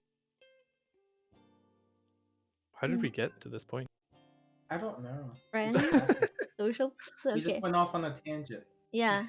So, It took that do you have anything in your chat, Matt? No, I don't have Um, anything in my chat, Drew. Yeah. Okay. Thank you, Timmy. Matt? no. Nope. Okay. So Isaiah said, one thing I want to make you discuss. I saw a forum discussion before that games have a higher level of skill entry point than any other hobby. Because modern games just assume that people know how things work, like WASD is a normal C or space for jump, but for someone who doesn't have prior knowledge of games, that is a steep climb to gen into something that's supposedly stress free. So imagine making your mom get into, say, a modern game like FPS or RPG. They won't be able to pick it up because gaming requires so much knowledge to get into. That's kind of accurate because my mom is always questioning, oh, how did me and my brother learn how to play, or how are we so good with PCs and stuff. And it's not like we're good with them, but we grew up in this. Like, I had a friend who had a laptop, and we would play on her laptop. So I learned at a young Mhm. age where I didn't have to put so much brain power into it. Like, I didn't have any ration, like, oh, why do I press W to go up, or why, to make those connections. It was Mhm. just like, it's just there. Like, that's how it works. And now it's just like working. So, Mm. it's just years of accumulated knowledge. Yeah, because you learn from different games. Like, it's easier for us to get into, but, and like, I've seen other people play other games, and I know, like, oh, like, if I start playing CS, I know it's like similar to that game, so it might have the same working mechanics and stuff. While my mom is just gonna be a clean slate, and she's gonna be, what the fuck am I supposed to do?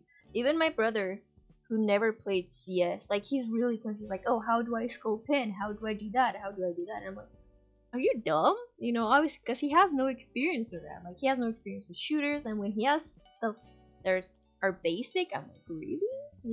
But imagine if my brother asks that, how my mom would be, or someone that has never touched a game in their life. Yeah.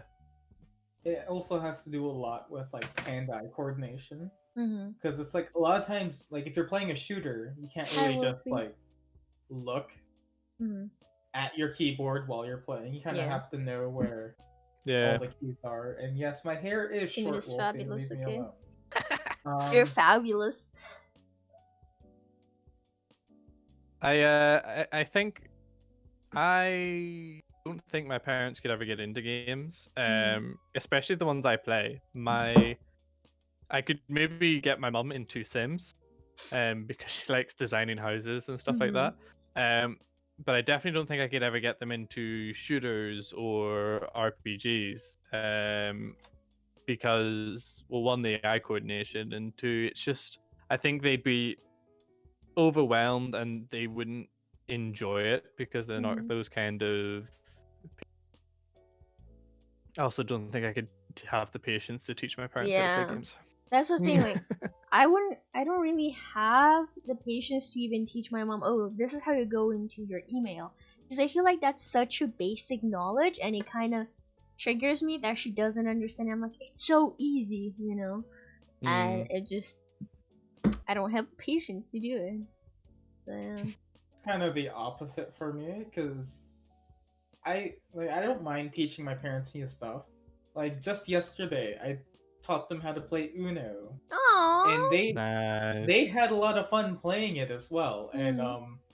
when I went upstairs to go play Siege with Matt, I later found out when I went downstairs they were they were trying to like still like remember all the rules and play like between themselves, and I just found that like so heartwarming. Mm. Yeah, that's really sweet. Like, it's nice because did you like want to teach them, or were they interested in learning something? They were interested in learning themselves, mainly Mm. because my brother's girlfriend came like 2-3 weeks ago Mhm. with her brother. We played Monopoly in the living room, Mhm. and so they saw us playing. They're like, "Oh, that looks fun. We want to like learn how to play that. Like, so let's learn how to play that one day." So I'm like, Oh, "Okay, that's so cute. Like they're interested in it, and they're like, you know. yeah." But I think when it comes to like teaching, like let's say a parent how to play a video game, you would have to choose what game they Yeah. learn first, Yeah. very wisely, because you can't just go like straight into Siege. You know, Oh yeah, no, like that's choose a something quick that's time like event oh thing, you know. yeah, something that's more basic, that's like more rewarding. And Well, they I have wouldn't say rewarding, time more with it. user friendly. Yeah. Mhm. Yeah, for sure, for sure. Because even for me, like when I play Siege or I play shooters, I'm like, how the fuck did I die so fast? It's been like 1 second and I'm already dead. Like sometimes it's frustrating for me. So just imagine for our parents, like they don't even turn, because you know sometimes we hear footsteps and we turn and then we see them and then we hear shots. Me, but yeah, for them it's gonna be harder, I don't know. especially I think it's interesting. Go ahead. especially because after a certain age, your reflexes and your learning ability it's slower, especially after like feel I don't know exactly when, but adults just have it harder. My mom took a class to for like the Microsoft PowerPoint and stuff like that, and she's still like struggling with it because it's hard for her to remember everything. You know, my dad has his own construction company, and I do most of his paperwork for him because it's like he's seen how I type. You know, I could just type without looking at my Oh keyboard. yeah, I type pretty fast, Mm-hmm. and him, it's like he does it really slowly with like his two fingers, yeah, that's looking funny. for every Like word. even on the phone, they're like Yeah. this with their phone. And I'm like, that's adorable. And like my I, mom I is think it, always surprised. Mm. I think it's interesting because I can definitely take the time and I enjoy teaching my parents like computer skills and like how to get better at using a computer, how to use shortcuts, that kind of a stuff. But I just can't imagine me having the patience to teach them how to play games. Mm. I think that's more of a me having a very short fuse Oh than yeah, same. than a teaching parents. But I just like my mom was trying to figure out why, because she was on a Zoom call the other day, and she was like, "Why can't they hear me?" And I was like, "Well, your browser probably doesn't allow a microphone and speaker connection." So I taught her Mm. how to set all that up by herself and how to figure it out. And then my dad asked me to do something as well. And I was like, "Yeah, happy to help you guys. I know the stuff. I went to uni. I can figure all this stuff out. I use computers literally all the time." But if one of them came up and was like, "You play this game all the time. Can you teach us to play it?" I'd be like, "No, please don't make me do this." Yeah. Going back to like teaching parents how to do like basic stuff. Mm. The one thing that annoys me about like my dad or my mom is like they ask me to do something or like fix something and I don't know how to do it. I can't figure it out. I can't Google it. They're Mm. like, but you go to college. I'm like, yeah, I go to college to like learn how to program, build like applications and stuff, not to do this. Yeah. So like that really like kind of pisses me off sometimes. They go to college, though. You need to know everything. Yeah. Like, why do I send you to college? Like, not to Yeah. do this. So there's the gamer stereotype that we're all awkward, especially around the opposite sex, which is mostly around girls, I guess, and that gamers lack physical condition because obviously, like, it's not too physical to play, and you just sit down and like stereotypes. I disagree with the second one because now I am no specimen, but like a lot of what I'd consider gamers and successful gamers are physically fit. Mm. Like Aaron, physically fit. Tio, he's no He's slim and slouch. tall, like, yeah. Right? A lot of pro players, they're not out of shape. Tifu, They're not like he's in shape. like Shroud. Loads of big, and I say big names because everyone knows these big names. Like I mentioned a load of small people too, but it just wouldn't register with people as much. But like, I think it's like there's obviously those videos that people will pull up of like the really, really, really big guys sitting on a sofa with a wee controller eating Cheetos or whatever. Yeah. Like that's what I think of when someone says that stereotype. But then you just like I think of all the other gamers that I know that don't match that stereotype. I don't know what the other one was. I've forgotten it. Attention span of a 3-year-old. I feel like this is mostly for guys that they feel awkward, especially around girls. For me, it doesn't matter like if you're a boy or a girl. It's just I'm always gonna have like that first awkward stage if I first meet you online. It's like no, like in real life, I feel. Oh, in real life? Oh, yeah, no, I'm awkward. Yep. Yeah. I am one awkward fucker. Yeah, I feel like with a thing like I do get the first thing like the physical part that there are obviously the stereotypes started from somewhere. It's not like every gamer is like so fit. How the fuck did they get to this big image? Yeah, there are people who look at that, but I'm pretty sure the majority isn't.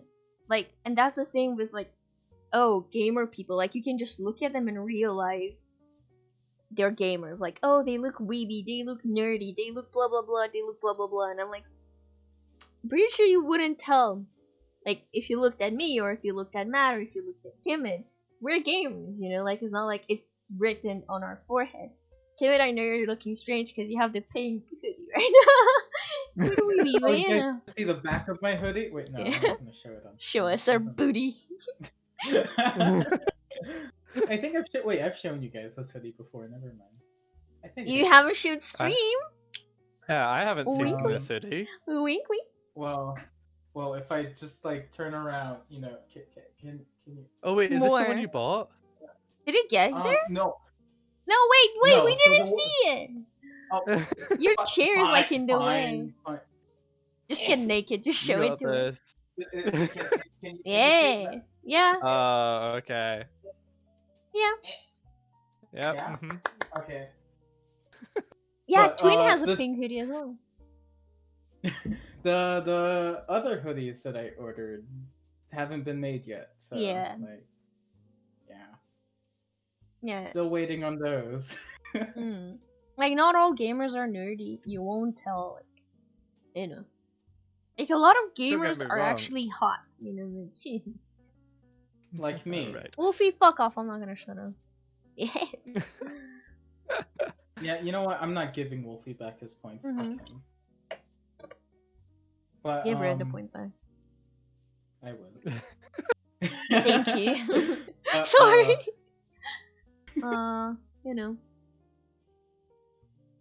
like obviously the gamers don't have a set image. They can look so fucking different because everyone is different, you know. There are like Yeah. some people who are in that stereotype, like they're bigger, they just eat their PC, they never get up and stuff. Yeah, but those are extremists and like it's a small percentage, I'm pretty sure. And you shouldn't like. Hmm. But that's like the thing with every stereotype. They just find a few examples and they just like, oh, everyone is like that, you know. Everyone is in the same pot. Yeah. So that's kind of what pisses me off. And then with the girl thing, because I'm a girl, so I don't know. You know. I think for the girl thing, I can't like I am definitely an awkward fucker when it comes to meeting new people in real life. Mhm. Like that's just who I am. But like once it gets past that initial meeting, like we've met each other, we know people's names, blah blah blah blah blah. Especially if we're drinking. But like we get like I get into that point where I'm not the awkward nerdy gamer boy anymore. Like I feel like a lot of people just get that, like whether they're gamers or not, they get that initially awkward state. I Mhm. don't think you have to be a gamer to get that. Yeah.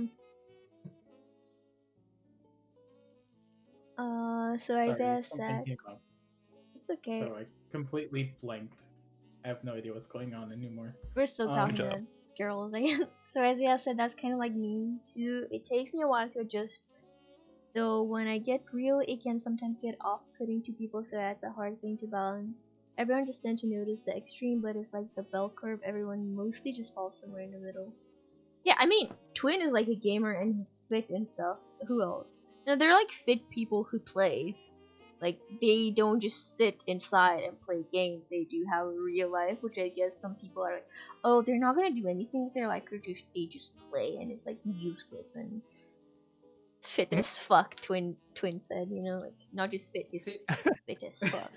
Drew is fit. I've I never don't seen know. would be with fit. no. I I haven't would seen be him with his fit. shirt off, but I've seen pictures of you know. I'd be fit, but I have horrible time management. So Yeah. it's like Flo is beefy boy like- as well. Yes, of course. Those bangs are. it's like I would go to the gym, but then it's like Yeah, I would time. make a schedule, and then it's like, fuck, I'm too late. I missed my opportunity. I'll do No. it tomorrow. It's okay. I had that. So in the month that I could go to gym, because Corona wasn't striking that bad, I had this thing. Like I knew if I was working like between 12 and 5, or like 12 and later, I couldn't go to the gym, and I would just either have to stream or go to the gym. And sometimes I would have that thing. If I worked in the morning, it was perfect. Like 12, 1, 2, I would go right after work to the gym, work out, then go home. You know, be all good, and then I would stream if it was a streaming day and if I was okay with it. So it depends because at one point you do make a schedule because I fear that as well. Like I can't put everything. Like I can't go to work, I can't go to the gym, I can't stream because it's like so time consuming and everything. And then at one point I was like, I want to go to the gym, and I went on one night at like 7 or 8 because I felt like shit. And I'm like, you know what? Let me go to the gym, and that was quite surprising of me. Man. Later, you found out that would have been your last day at the gym as well. You finally get all that energy to Honestly, go to the what gym. pisses me off was that I bought some like new workout pants. They came in, and in that respective day was like, oh, you know, it's lockdown. I'm like, sorry? Oh. Excuse me? What? Can you say that Oh, again? I know how you feel. It's like I went through all the energy, you know. I finally get used to going to the gym, Yeah. and it's like, oh yeah, gyms are closed now. It's Yeah, and like, you like, all know, my hard work. I mean, hard work for like a month. I feel like, you know, Matt, for example, went to, not you, Matt, my Matt, went to the gym for like half a year. And, you know, he feels like it's bad if he stops now because he did see like a lot of improvement, and if he doesn't, he feels like he's gonna lose it. While for me, I only went a month, I didn't do that much improvement, so I'm not doing shit at home because I'm lazy. So you know, I for the last year I've been really bad at actually going to the gym. Paid my membership all at once, which was a mistake because then I didn't have that monthly reminder. But I've actually found this whole lockdown isolation thing has actually helped me because I'm lucky enough where I have a load of weights at home mm. and I have like area where I live that I can go and run and do cardio without bumping into people. Mm-hmm. So I've actually been a lot more productive gym-wise at Yeah. home during the lockdown than when I had access to a proper fully kitted gym. I feel really bad about that. I mean, I'm pretty sure a lot of people in lockdown are like, because they have a lot of time and they're like, I have nothing else to do. I can go out. I can do that or that. They do start, but for me, like always, it has been motivation. Because if I am at home, I have so many things to distract me. I have my bed, I have my cat, I have the kitchen, I have the TV, I have my phone. And if I go to the gym, everyone else is working out, and I would feel like off if I just sat on my phone there for like an hour or two and like I wouldn't do anything. So I do need that motivation. Like there are other people around me that are doing this. Just to go to the gym 3 or 4 times a week. Twin says. I I would usually go like 5 times. Cause I was training Yeah. real hard. So yeah. 5 For me, times was like my goal. Mhm. it's like I don't like going to the gym unless I have someone to go with me. Yeah. It's For uncomfortable. for two reasons. It's uncomfortable, and also I wouldn't know like how to work out by myself because like I always just go by like the person I'm with. Like, oh, if they're doing this, I'll do it too. Mhm. So a lot of the times it's like if I don't have anyone to go with, and I just don't go. Yeah, I Which had I that. had. Mhm. Go ahead. Thank you. I had that thing. I didn't have anyone to go to the gym with, and I went the first time, and I didn't know how to start like a bicycle thing, and I just had to muster up the courage and ask like the person, like the receptionist, I guess, and I'm like, how does this go, And then I would kind of sneak a peek at people around me and what they were doing and how stuff would go, because obviously I don't know how machines start or something, and then I kind of like Mhm. learned a few, and I just kept on doing those, and then I would try some others when like there weren't as many people, so it would less awkward if I fucked up. And then I went only once with a friend, and he had his own things to do, and he would try to teach me some, and then I would feel like a bit uncomfortable because I didn't know how to do them, and I just went back to the ones I knew. So yeah. I think one thing a lot of people will find surprising is the gym is full of a lot of nice people. Hmm. Like, let's say if you don't know how to do a certain thing, and or if you're doing something wrong, a lot of people will actually just let you know, like, hey, you shouldn't be doing it like this. This is how Yeah. you're actually supposed to be doing it. At least that's my experience with it. I have also found that, and I found myself and the people I go with would often go up to people, like if we notice that they're doing something maybe not quite Aw. right, or they could be doing something more in a more productive way, or it's just straight up unsafe. Mhm. That we would go up to them. But I found out recently, I was always scarce of doing it to women Yeah. in the gym because I know women tend to find gyms uncomfortable scenery, because there's obviously a lot of stigmas about the gym and about how guys act in the gym when there's women in their gym gear. And I always find myself scarce of going up and like telling a girl, "Oh, you could be doing this actually better," or "That's not quite right. You need to keep your back straight," or whatever. Mhm. Because I wouldn't want to, one, make them feel uncomfortable, and two, I wouldn't want to like just go up to them and like assume that they would care. I feel like that's a whole new bucket of fish, though, of stereotypes of Yeah. women Twin in the said gym. same. I think we can talk like about gym stuff, in a different podcast with Twin, because he just said it's the same thing. And like, I only had one person who talked to me, and like, that's exactly the scenario. He came to me and he was like nice. He was trying to help me. He's like, "Oh, do you want to help with these?" And I'm like, "Yeah, okay." And he's like, "Oh, what would you like to work?" And I was like, "I don't know, abs." And he's like, "Okay, And he was showing me stuff, and he was obviously older than me, or at least he looked older, because there's some people who look way too old for their age or too young. And it was okay. He was kind of coming after me, and I get that he had to show me stuff.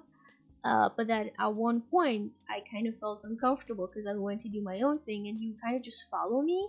And I was like, at one point, I wanted to go in the changing room, and he like comes after me, and he's like, oh, like, are you leaving? And I'm like, no, I'm just gonna go grab some water. And he's like, oh, okay, like, do you have like Facebook or something there? And that's the point where I was like, you're a creep, you know? And he's like, no, I don't really use it. He's like, oh, like, do you use Instagram or something? I'm like, yeah, but I'm sorry, I don't want to give it. And I just left, and like the entire time, I think I was there for like 15 minutes, because I kept looking to see if he's there, because I didn't want him to pop up next to me again, because I felt uncomfortable, you know? And I left, because I was too scared to meet him again. So. I hate that that's a thing. Yeah, I get that he wanted to be nice, you know, he was like, oh, you know, thing is, he did say, oh, I did see you, like, work out on that thing, and you weren't, like, doing properly, and I'm like, oh, you know, thanks, you know, I appreciate it, but at the same time, I was like, you were looking at me? You know, like, okay. So, yeah, you know, people are trying to be nice, but then sometimes we find it creepy, because for me, at least, I don't feel really comfortable being in a gym wear, because you know it's all really tight, like the bottom part, and I don't really like that, because I feel like people are just staring at my butt or something, and it's not the best. So when I heard him like, I was staring at you, okay, but yeah, I kind of find it funny. It's like, if you help someone, if you see them doing something wrong and you go up to help them, it's like, it's nice and all, but then you realize it's like, wait, that guy was watching me. That's Yeah. kind of weird. Yeah. I don't know. I'm not gonna lie. No, I fucked up. Sometimes when I'm in the gym, especially because the gym I go to, it has like the walls are just mirrors. Like all of the walls are mirrors. Ooh. Oh, I hate those. So Yeah. I'll be sitting at a bench and I'll just finish my set and I'll be looking. I'll just be blank staring into the mirror, and something will catch my eye, and it'll be someone doing something wrong, and I'll look over, and I'll just be like, well. I know they're doing something wrong, but now I'm just staring at them doing it wrong. What do I do? And I end up just giving up and just going back to my workout. But like, because there's no appropriate way to be like, oh, so I was sitting over there, and you know I wasn't judging staring you at you, but silently. I happened to see that you were doing this wrong, and then I couldn't help but notice you were doing it. Like you can't like. There's no good way of doing that, in my opinion. I just remembered, I think that dude was starting to stare at me, because he was like on a treadmill, and I was like on an elliptical, and it was right next to each other. But I liked that elliptical, and I was like, should I go to it, even though it's like next to a person, because I usually tend not to go right next to another person. I'm like, fuck it, I like this elliptical, I'm not gonna change it. I think that's when he started to kind of stare at me, because I would see him with the corner of my eye just turning his head, and that happened with another dude, and he was kind of looking at me, and I kind of left the elliptical and went to another machine, and then I kept seeing him like turning his head towards me, and I'm like, oh, I didn't like it. It just felt creepy, but yeah. Yeah, I know for me, it's like if I use like the elliptical or like a treadmill, and like I don't know what to do. It's like I'm just standing there walking, and it's like. Yeah. I'll notice something that's off, and I'll get fixated on that. So what I started doing was I started bringing my headphones and my phone. I just watched Netflix or Hulu while I'm doing it. So it's like I'm focused on something. It's like I'm not weird, I promise.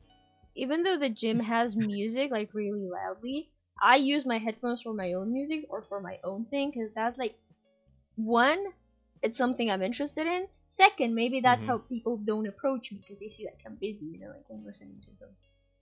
So I do that too, but sometimes I'm not gonna lie, I have nothing playing in them, and it's just so that people don't talk to me. And just say like if I'm sitting on a bench, I don't want people to come up to me and be like, "Are you finished?" No, I'm still here. Fuck off. You know? Yeah. I kind of lurk around the machines I want, and I look like, oh, are they done? It might be creepy because they seem like circling them.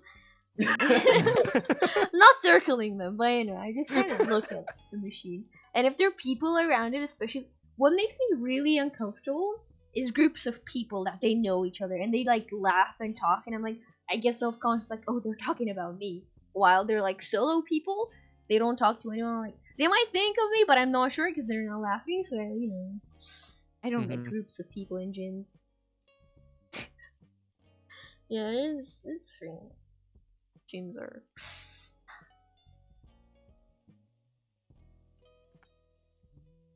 I was gonna say something, but I lost my train of thought again. Another stereotype. Because I was just thinking what game I'm gonna play after this. Siege, But right? maybe don't know. I might play some. Oh, I was gonna say I might play some Warzone, but I have to update it. Hmm. Oh, before I go to that, Aaron says it might sound bad, but you might sometimes just be overthinking situations. Mhm. Oh, I do Um, that all the time. yeah, especially in Like, gym, I think. whenever I play music on my headphones and I'm just like sitting there, it's like Mhm. I started getting into a lot of like J-pop because of anime, and I love anime, listening to anime intros. Yeah. And so sometimes I get worried that like the sound bleeds out and people can Aw. hear it. And I'm like, oh no. So Aw. like, so you know how like some people like blast music in their headphones? I play Mhm. my music like really low. Oh yeah. And sometimes I'll just like periodically just check like, oh, okay, they can't hear the music. Okay, good. Love that. Be proud to be a weeb, I say. Be proud. Well, like, I mean, I don't I need hide to get it. more. I need to get into anime because there's so many like my flatmate watches anime and he'll try to talk about it and I'm sitting there like, Mm. yep, totally.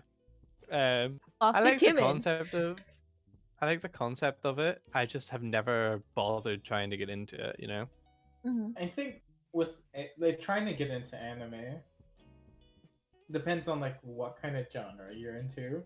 Drew's But I laughing because I feel like I know why she's laughing. It's because Why? like you asked me, oh, what do you want to talk about during this podcast? And you're like, oh, let's not talk about anime because both me and Matt don't know anything about anime. Yeah, I was thinking, hey, he's turning into the anime thing he wanted to talk about.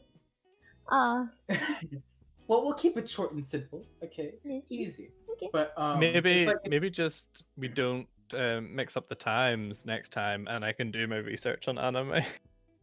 I'll do a week of watching anime. Oh Jesus. I think it depends on like what kind of genre you're into, and you also gotta experiment with everything. Do you like If you boobies get or no boobies? no, I'm not just like different genres because there's certain genres I don't like. Mm. Like mech anime is not my forte, but I like stuff that makes me cry. Yeah, same. I feel like when I cry at stuff, books or movies or anime, I feel human. I'm like, I care for these people. You know, it's mostly because it relates, you know. But then I like when I cry at stuff. And Ty. I don't know. I think there's been I think I just need to get a bunch of different types Recommendations. of anime. Yeah, like different recommendations of different like genres of anime and just try all of them and see what I can get into. I Yeah. have a list from Aaron. I'm pretty sure he sent me like a wee text file of different animes that I should watch and be like, just start here and work your way down. And I'm like, okay. I still haven't, and I'm pretty sure that was 6 months ago. Oof. That's quite a bit. Yeah.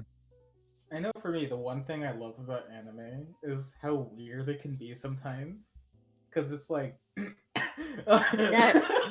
So it's like,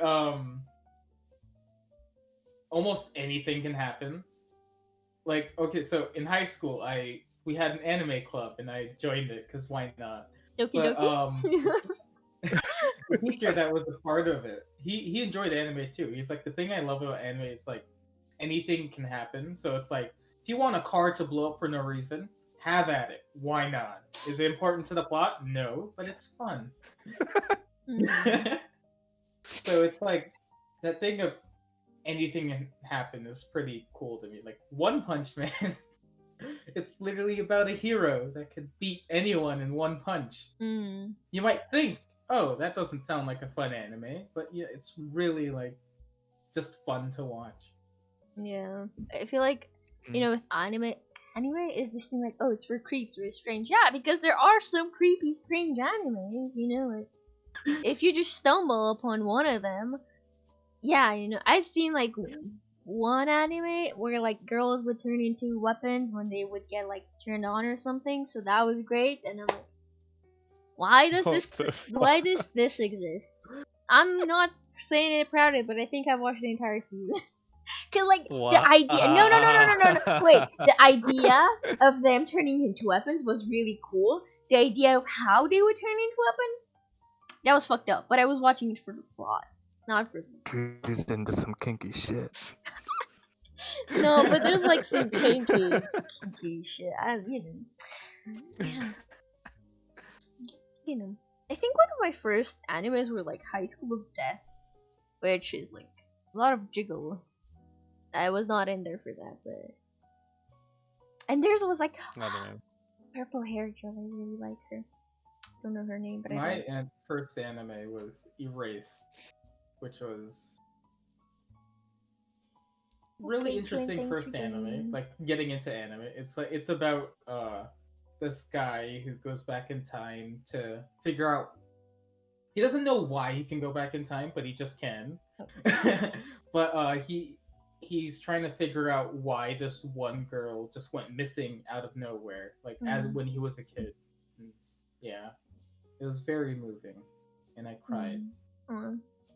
Just a tiny bit. Okay, Twin said if you wanna guys play anything when you finish Siege Xbox, just PM him on Discord. Your English was on point. Beautiful. Yeah. I feel like we can have an anime topic sometimes. We could definitely give me a couple of weeks to watch some anime and then do it. Pressured into it. Get me educated. Another stereotype someone brought up was Fortnite being for kids. And others like Minecraft? No. Same genre, battle royales. So like Minecraft being for kids, PUBG and Apex being for adults. Thoughts? Fortnite, I do agree. I wouldn't say it's for kids, but it's more like that's their target demographic, so they tailor the game to kids. And it's been taken over by them mostly. Yeah. Yeah. What's the rating for Apex? Is it E for everyone? Honestly, don't know. I know. I definitely, whenever someone talks about Fortnite, I definitely associate it with children. Yeah. But if you say Apex to me, I don't associate it with anyone. Like it's weird that Fortnite I strongly associate with kids, and I think that is because it is primarily now kids that play it. But Apex I don't associate with anything. PUBG I think I probably associate more with adults. Yeah. So yeah, Apex is rated T for teens. So one thing I've noticed a lot about like parents and kids is a lot of times parents ignore like the ratings games have. So like imagine getting your like 12-year-old GTA 5 and then you catch him in a strip club and then you get mad at him for doing it. It's like he shouldn't have the game in the first place. Yeah. And that's one thing that like kind of annoys me. Is like they have a whole rating system. Like, why don't you? It's like with movies as well. Like, oh, this movie is not suited for kids under 16 and you're 12, or this movie is not suited for 12-year-olds, and it's for like, I don't feel like a lot of people take it seriously. I feel like they definitely used to, but not so much anymore. Yeah. I remember once I had San Andreas for I think the PS2. And my uncle came to our house and he's like, "Oh, this game's rated R. You shouldn't be playing this." And he told my mom, and then he took the game away. Right, for some strange reason, but I think. But then he gave it to his son, which was like the same, like 1 year older than me. So like that kind of ticked me off as well. I'm sure. But, yeah, I know like if I have kids and they want to get into gaming, I would like kinda abide by those like ratings, but it's like if they do play like a game that's rated like T or R and they're not old enough, like just it's fine for them to play it as long as you're there with them. You just watch them, or you play it I'm- first, you know. Cause a lot of the times, like when kids play games, they're just alone by themselves, and that's why they like act a certain way as well. Mm, If you get what I'm trying to say. yeah. Yeah, They filter for themselves sure. more. It's interesting. Also, right, and this isn't a stereotype. This is just me ranting. Mm-hmm. Why do games like Fortnite? Isn't Fortnite still technically a beta? That's what I was I asked Matt, like, is it beta? And he's like, no, it's out. And I'm like, are you sure? I feel like it's still I'm beta. I was for sure Fortnite was still a beta, and there's another game that is pissing me off because it's beta, and I can't remember what it is now. It was pissing me off because it annoyed me, but I can't remember. But yeah, like how can okay, I'm being told it's no longer a beta. Damn. Yeah, but But it it's was a been a beta beta for so long. Was it? Yeah. Yes. Like I how feel long like- has Fortnite? Fortnite was only when did Fortnite? Aaron still plays Fortnite. Aaron, when did Fortnite stop being a beta? Because I swear, for since it came out and was initially popular, to maybe this year, last year, Yeah, it was a beta. been Yeah, it long was a time. beta for like 2 to 3 years. Like that's a long time for a beta. Betas are supposed to be a couple months. Not necessarily, because Standard I mean, is a they've couple seen months. how popular it was and they still kept it in beta. I feel that's like the problem. You know, and they kept updating it and not really fixing some of the issues they might have had. You know, like update over update and skins and emotes and everything, you know. So, Yeah, I thought think that, like it was no longer a beta once they released like, oh, this is season 1. Here's like the battle pass for season 1. they still consider it as a beta, you know. yeah, Smite was a closed beta for 7 years. Ooh. Like that's to me that's ridiculous. Yeah. I've always understood betas to be you have technical testing, then you have alpha. Alpha testing lasts a couple of weeks, maybe a month, maybe more, and then there's beta testing where it's pretty much ready to go out, but we need to fix a few things. And that's like the stages. And beta testing, at the longest beta test, other than some of these really mad conditions, the beta testing lasts. I've seen the most I've ever taken part in is a 2 to 3 month beta test, and even at that, I thought that was ridiculously long. A closed beta could last max 6 months. That I would understand, but years? Is early access considered beta? No, early access is early access to the full game, in my opinion. Mm. I think it depends on the company. I guess there are 'Cause like minor things they can still fix, but it's like practically out there. Like Valorant, I guess that's 'Cause- early access. Access. Or is it beta? I thought that was Yeah. beta. Yeah. No, I think it is beta. Yeah, it's closed beta. But Oh well, let's wait a few years until it goes out. there's a game that I'm really into, Mountain Blade Bannerlord. It's been in production for maybe about like 8 years, and they just now recently released it into early access.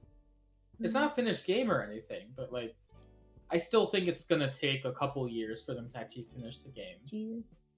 Yeah. So I don't know how you guys feel about like companies doing that, but like I've always been like a Mountain Blade fan, so it's like I'm really excited for this, you know. I finally have something new I can play, even though like there's still a lot of problems and stuff.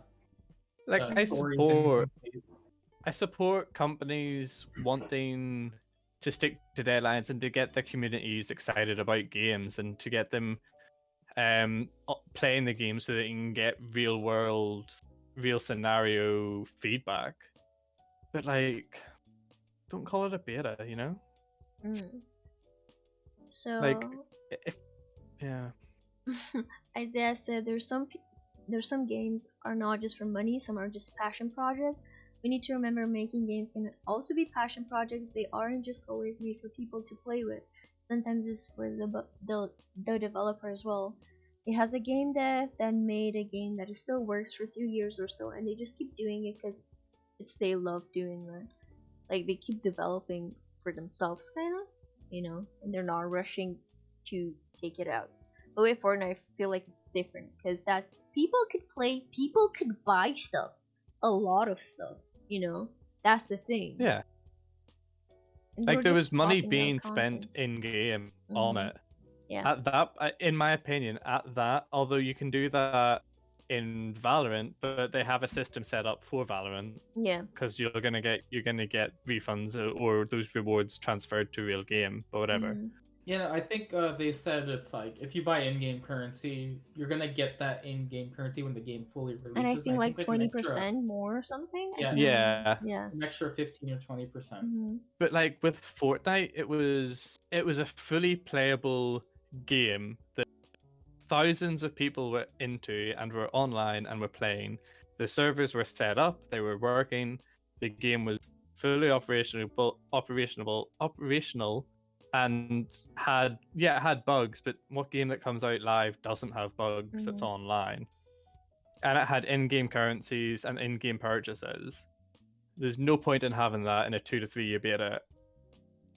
Admit that it's a real game and take it out of beta and then just push updates as you would normally, in my Yeah. opinion. Now, I am no game dev, I am no game designer or anything. I am just a opinionated streamer. I think Matt said that he finds annoying when someone rips a game for not being realistic. Like people saying a game's childish if it doesn't have any realism. I don't know if he's talking about like just the graphics, like they look animated, or like the mechanics No, I are think not it's realistic. I think he might be talking about mechanics. Because I think if you go to Siege, it's like when that game was like first like announced, it was supposed to be Mhm. this like tactical, realistic game that everyone can like partake in, and then they have Yeah. someone like year 2, I think it was, or year 1, they released Echo, who has a drone that can go invisible and stick to the ceilings. And so I feel if you're going for realisms, there are games that can be really realistic, but then it's like if you look at Siege, it's like if Siege was realistic, I don't think I would be able to enjoy it as much as it is right now. Because they it's like won't you're have the also, like- ability and stuff. Yeah, because you're also constraining like what they can do with like operators. Because like every season they release at least 2 new operators.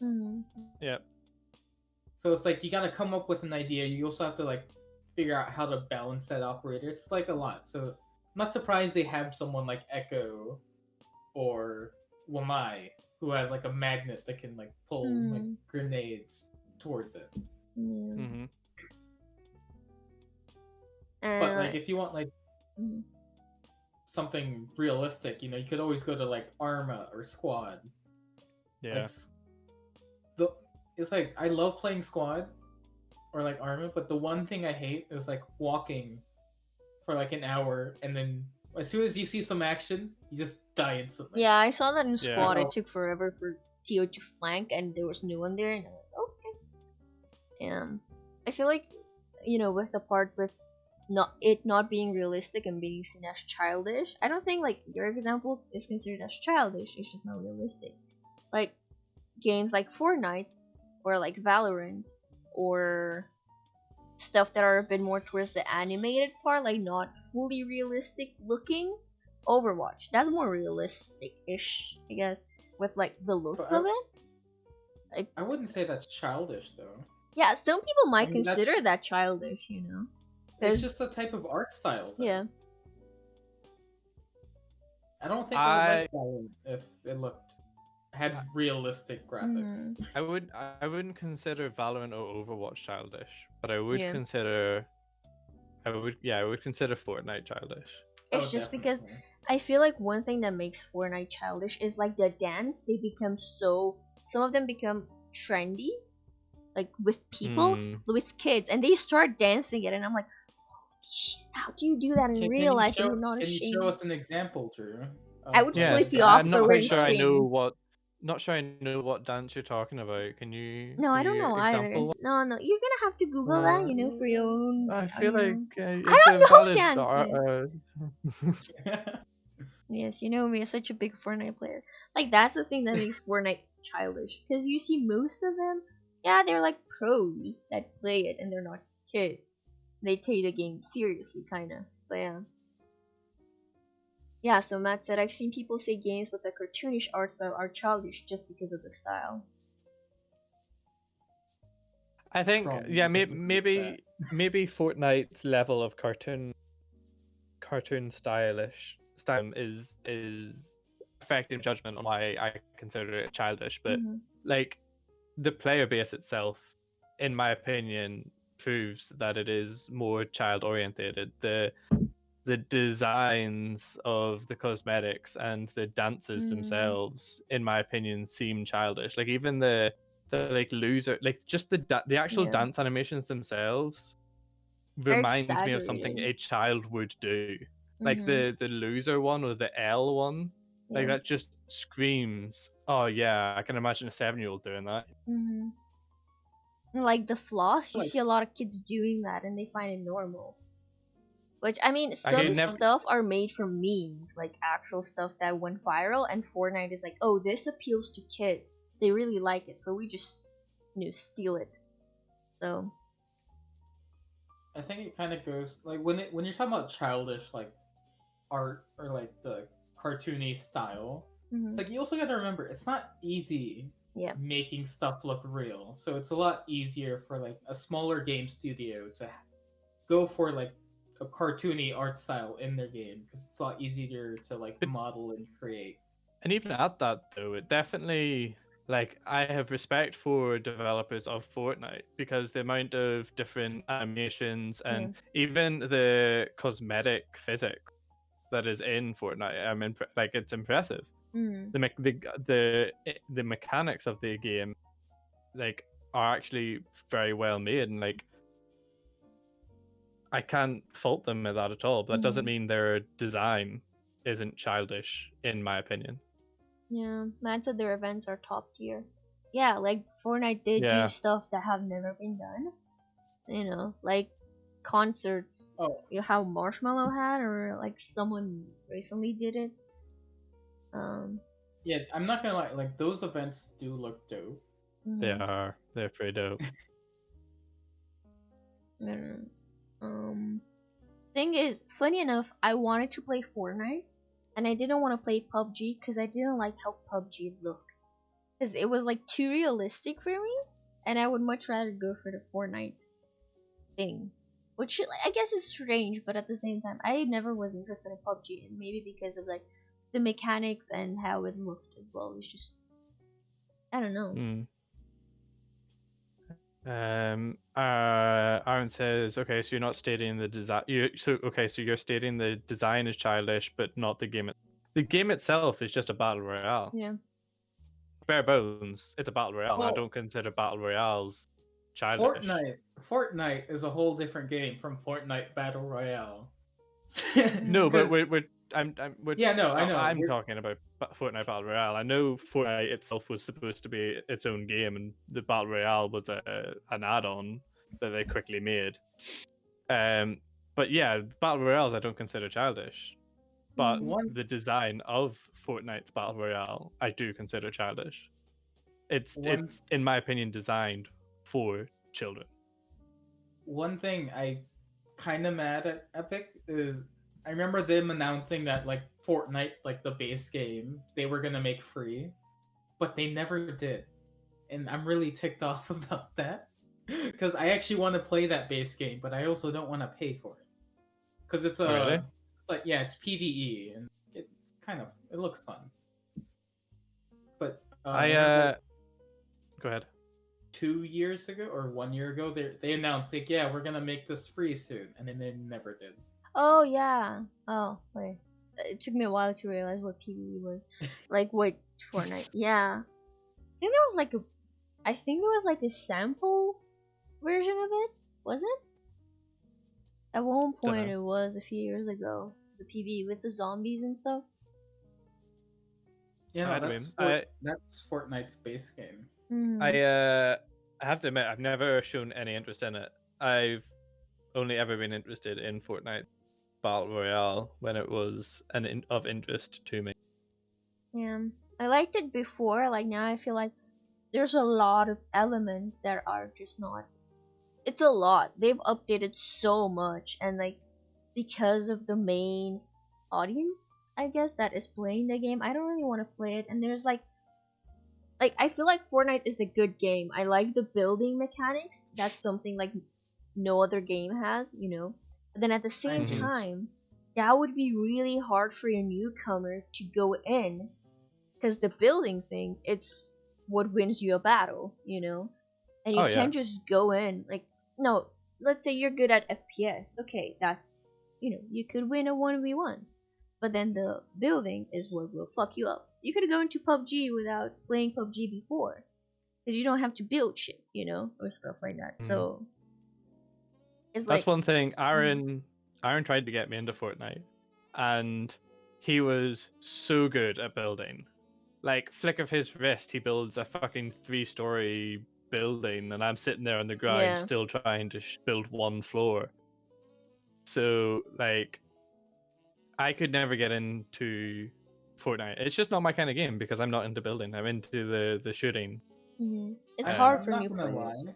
I did used to enjoy Mhm. Fortnite, but that was back when like the meta wasn't like building towers. It was just shooting people and like Yeah. Mm. maybe building a little fort, but that's about it. But as soon as like the meta shift to like I remember my little cousin talking to me about this. He's like, "Oh, can you make 90s?" I'm like, "What the fuck is a 90?" The cool I kids don't know. know. I don't care. It's like I just want to shoot people. I don't want to build. Matt said it definitely adds to the skill curve, which is why I never bothered to go back. The skill floor seems too high. Yeah, it's just not worth it. I've Because also there have been people who played for seasons and they know how to build, and then you go in as a noob and you just build a wall and you just wreck it. You build on top of it. Yeah. It's like, nah, it's not okay. Games have a skill ceiling for a hobby. Yeah. Isaiah said again, like everything about Fortnite was made to experiment with their engine and not really make it as a game. They used it as a tool to test the Unreal Engine. I don't really know what it means. I No, I don't know. I care. feel I agree with the point made in my chat that either Fortnite is dying or it's just there's no hype about it anymore. And I thought Yeah. I noticed that, but I thought that's just because I had blocked myself off from pretty much all Fortnite news because I had no interest in it. But from someone that had, like Aaron has, and sometimes I think still does play Fortnite, coming from him, maybe it is actually starting to go downhill. Maybe it's not such a big hype train anymore. But I wonder, don't is that think because that of Valorant? I don't think it's dying though. I think it's Maybe, stagnant. like for sure the hype did die down, but it's definitely not dying. No, it's Okay. not gonna Because die. There's still people who play it. There's still tournaments. There's still like pro players. It's just new people are not gonna get into it. They're gonna try. They're gonna see like, I can't handle this. So you know, it's not gonna grow. That's the thing. They reach still levels of hype that it can sustain. There's still a bunch of people. It's not gonna. Yeah. It's not gonna die. It's just there. it's gonna be like I guess like League, where it's like people still play. There's not hype around League. At least I don't know because I'm not really in the League scene. But it's like people are still gonna play it no matter what. Yeah, it's easier to get into it. Epic is definitely still always gonna support Fortnite because it just brings them so much money from all like the skins and like the cosmetics that they have. Yeah. Fair. I started all. Yeah, Aaron's obsessed with all at the minute. Yes! I don't know, like League of Legends has some marketing like videos. Holy fuck. I'm never gonna shut up about their them. videos. They're so great. You don't even have to play the game, but you can enjoy the videos. They're so amazing. Wow. I think their Valentine's video where like I think it was Urgot got that. Oh pink yeah, skin. no, that was the April Fool one, wasn't it? I'm not sure. I don't know. Yeah, But I love mhm. watching that The video. thing is, that was an actual meme, because like everyone was like Star Guardians. That's like their branch of skins, kind of, and like so cutesy and so girly and everything.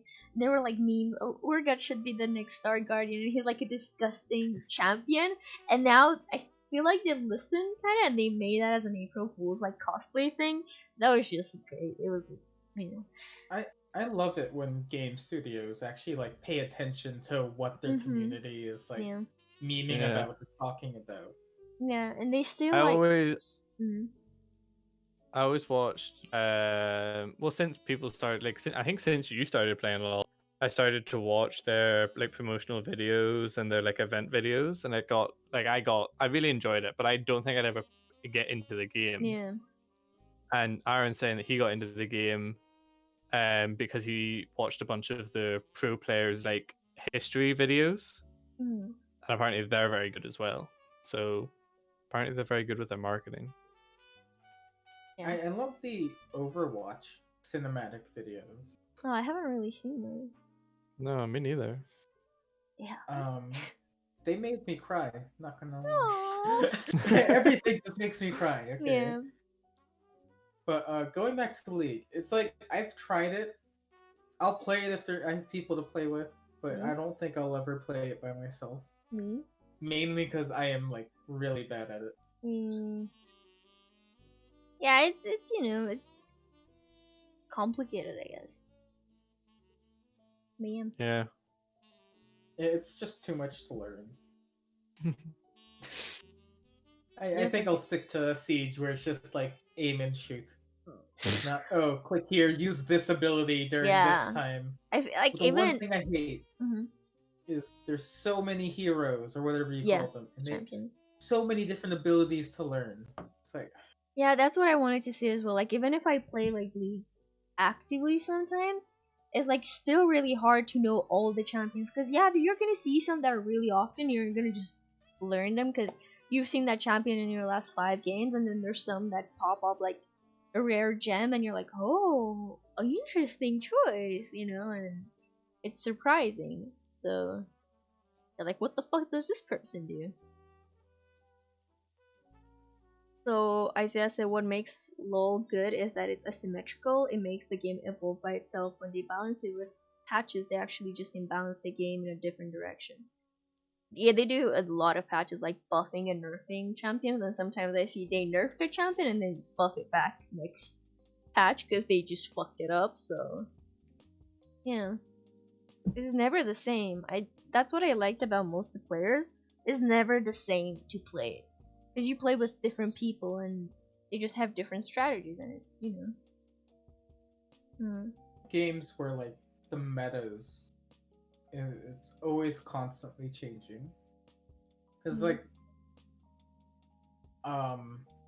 I love like learning how to like do new things. So Mhm. I'm always going back to Siege for all my references because that's like the only game I play. But one thing I always do is I watch how people kill me. Because Yeah. it's like you can always learn how to do something Mhm. from watching someone else like play. So I've learned some pretty cool angles from watching me die. Yeah, Same. that's what I Some don't really like about sneaky. Valorant. They don't have that. They don't have the after cam of where they kill you. And you're like always gonna live with the question, where the fuck did I get killed from? Because you don't see them sometimes, and I'm like, okay. Hmm. But I think it's kind of different for Valorant. Well, if they had it for unranked or whatever it's called, I think it's Mhm. fine having like the kill cam. But I could also understand why they don't have it for like comp. That's why Yeah. like Pro League, you can't see how someone killed you. Yeah. But it's like you're gaining intel on like where someone is, and that's just like an unfair advantage basically. Yeah. The amount of times I've died in casual in Siege, and then it showed me the kill cam, and I find out actually there's 3 people in that one area, and I've Yeah. called that out to my teammates. Like they just couldn't. If you did that in Valorant, just I feel like the way the game runs, that would just be too much intel. Especially with Um, like, because I Go think ahead. Valorant's a game where it's like you hold a lot of angles. Yeah, there's a Yeah. lot of corners. And if you know someone's holding a certain angle and you know how to push them right, then I think you could easily win games. Aaron asked, "Have I seen Bear's new Volibear. look?" Yeah, I, yeah, he realized I have no idea what he's talking about, and he it's should have asked you. Volibear. He asked me. Oh yeah, he looks so fucking. He looks like a Norse god. It's so cool. I really like that. And like the fiddlesticks. I just saw like the first player who played it from like after the rework. He looks like a dog. Like when he walks, it's just funny. But yeah, the reworks are so good, and I'm happy they're giving attention to like some older champion. Because obviously there's like some hype with some champions right now, like Lux, and she just has like a shit ton of skins or stuff. But you know, there's some champions that do get more hype, and I feel like with the rework and everything, because they're practically making a new champion. Like Fiddlesticks and Volibear both just get their abilities redone, like they're new, and like the looks. They keep the main thing, but then you know, I think that's gonna make people want to play them more. So you know, yeah, I'm that's looking really at cool. the new Volibear right now, and I Mhm. love it. And I feel like he's. I don't know if Volibear is Annie's pet or whatever, but I No, feel no, like no, it's no, no. something. Oh, yeah, it's something Odin would summon. I think that's his name. Yeah, That dwarf. Odin. What's that dwarf's name? Is it Odin? I don't know. Who? There's a character that starts with a K. Is that Kane. Kane? Yeah. Kane. Aaron's really annoyed that he only has 3 skins. Yeah. There's some that really don't. Yeah, they keep on pushing skins on people who already have some. Lux is the example, and I'm like, why? You know, she has a shit ton. They look cool, you know. And I feel like each skin just gets better, especially with the animatics and like the splash art. Oh, they're so just great. Like you know, it's great. I really need to pee, but keep going. No, yeah, I think we're gonna have to end the podcast here as well. So Oh, okay. yes, just you know, wait for the exit, I guess. And then you pee in peace. Aaron asked what was the topic of this podcast. Gaming Yeah. stereotypes. We're still talking about gaming. Yeah, I think in general we did stick to gaming stereotypes. Like all of these points came from a gaming stereotype Yeah. of some sort. Even the gym thing, it's from the gamers. Yep, it was a gaming stereotype initially. Yep. I feel like I'm pretty sure yeah. the original topic for this podcast was supposed to be conspiracy theories. Yeah. Which I'm glad we didn't do because it would have been a lot harder to talk about. Especially since I didn't do any research. We didn't do either. So speaking of the post it in the Discord. champion I was talking about, it's Ornn, not Odin. Oh yeah, okay. He's kind of newish, not really. He looks cool.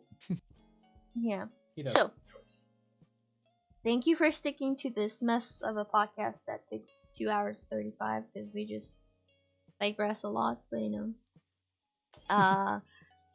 So yeah, this was like the gaming stereotypes. I just went into a lot of shit. Next week we're gonna have Josh, if he can, actually join. Depends on his exams and stuff. Otherwise, I might get Tom. So it either be the friendship topic, which I've seen quite a few people struggle with, I guess, not understanding how friendship works, and like you know, a lot of people just get stepped on. Friendship is when you gift people stuff and they stay friends AKA with you and you keep simping. talking to you, right? We talked about That's that what- at the beginning of the stream. That's what friends are, right? Yeah. I'm doing it right. Yeah. Keep doing Yeah, it. for sure. Yeah. Keep that sub Yes, going. yes. Or not, if Josh is not gonna be here and talk about the friend thing, it might be Tom, and we're gonna talk about LGBTQ stuff and male toxicity. We're just gonna mash them two together. So, I'm seriously looking forward to both. Okay. I'm excited about both. I think they're going to be good topics. That's good, cause you know, I'm interested to see how that goes, especially because with the friendship thing, we're both like older, and then Josh is a bit younger, and he's been struggling with it, I guess. And I had some other people in chat struggling. And then with the LGBTQ, it'd be interesting because we would have a straight male that's there, and then we would have a gay male, and then yes, and then we would have an asexual biromantic. So that's gonna be interesting. Yeah. Good topics. Good topics coming up. You just wanna Another go good with Peter, topic so. is G Fuel flavors. Wow. I'm gonna cut him off right now. Like just muting everything. Well, I was just like looking at the flavors that they have, and apparently they have one called Snow Cone. I accidentally made you large. Thank you. Oh, you fixed it. Yes, thank you, Timid.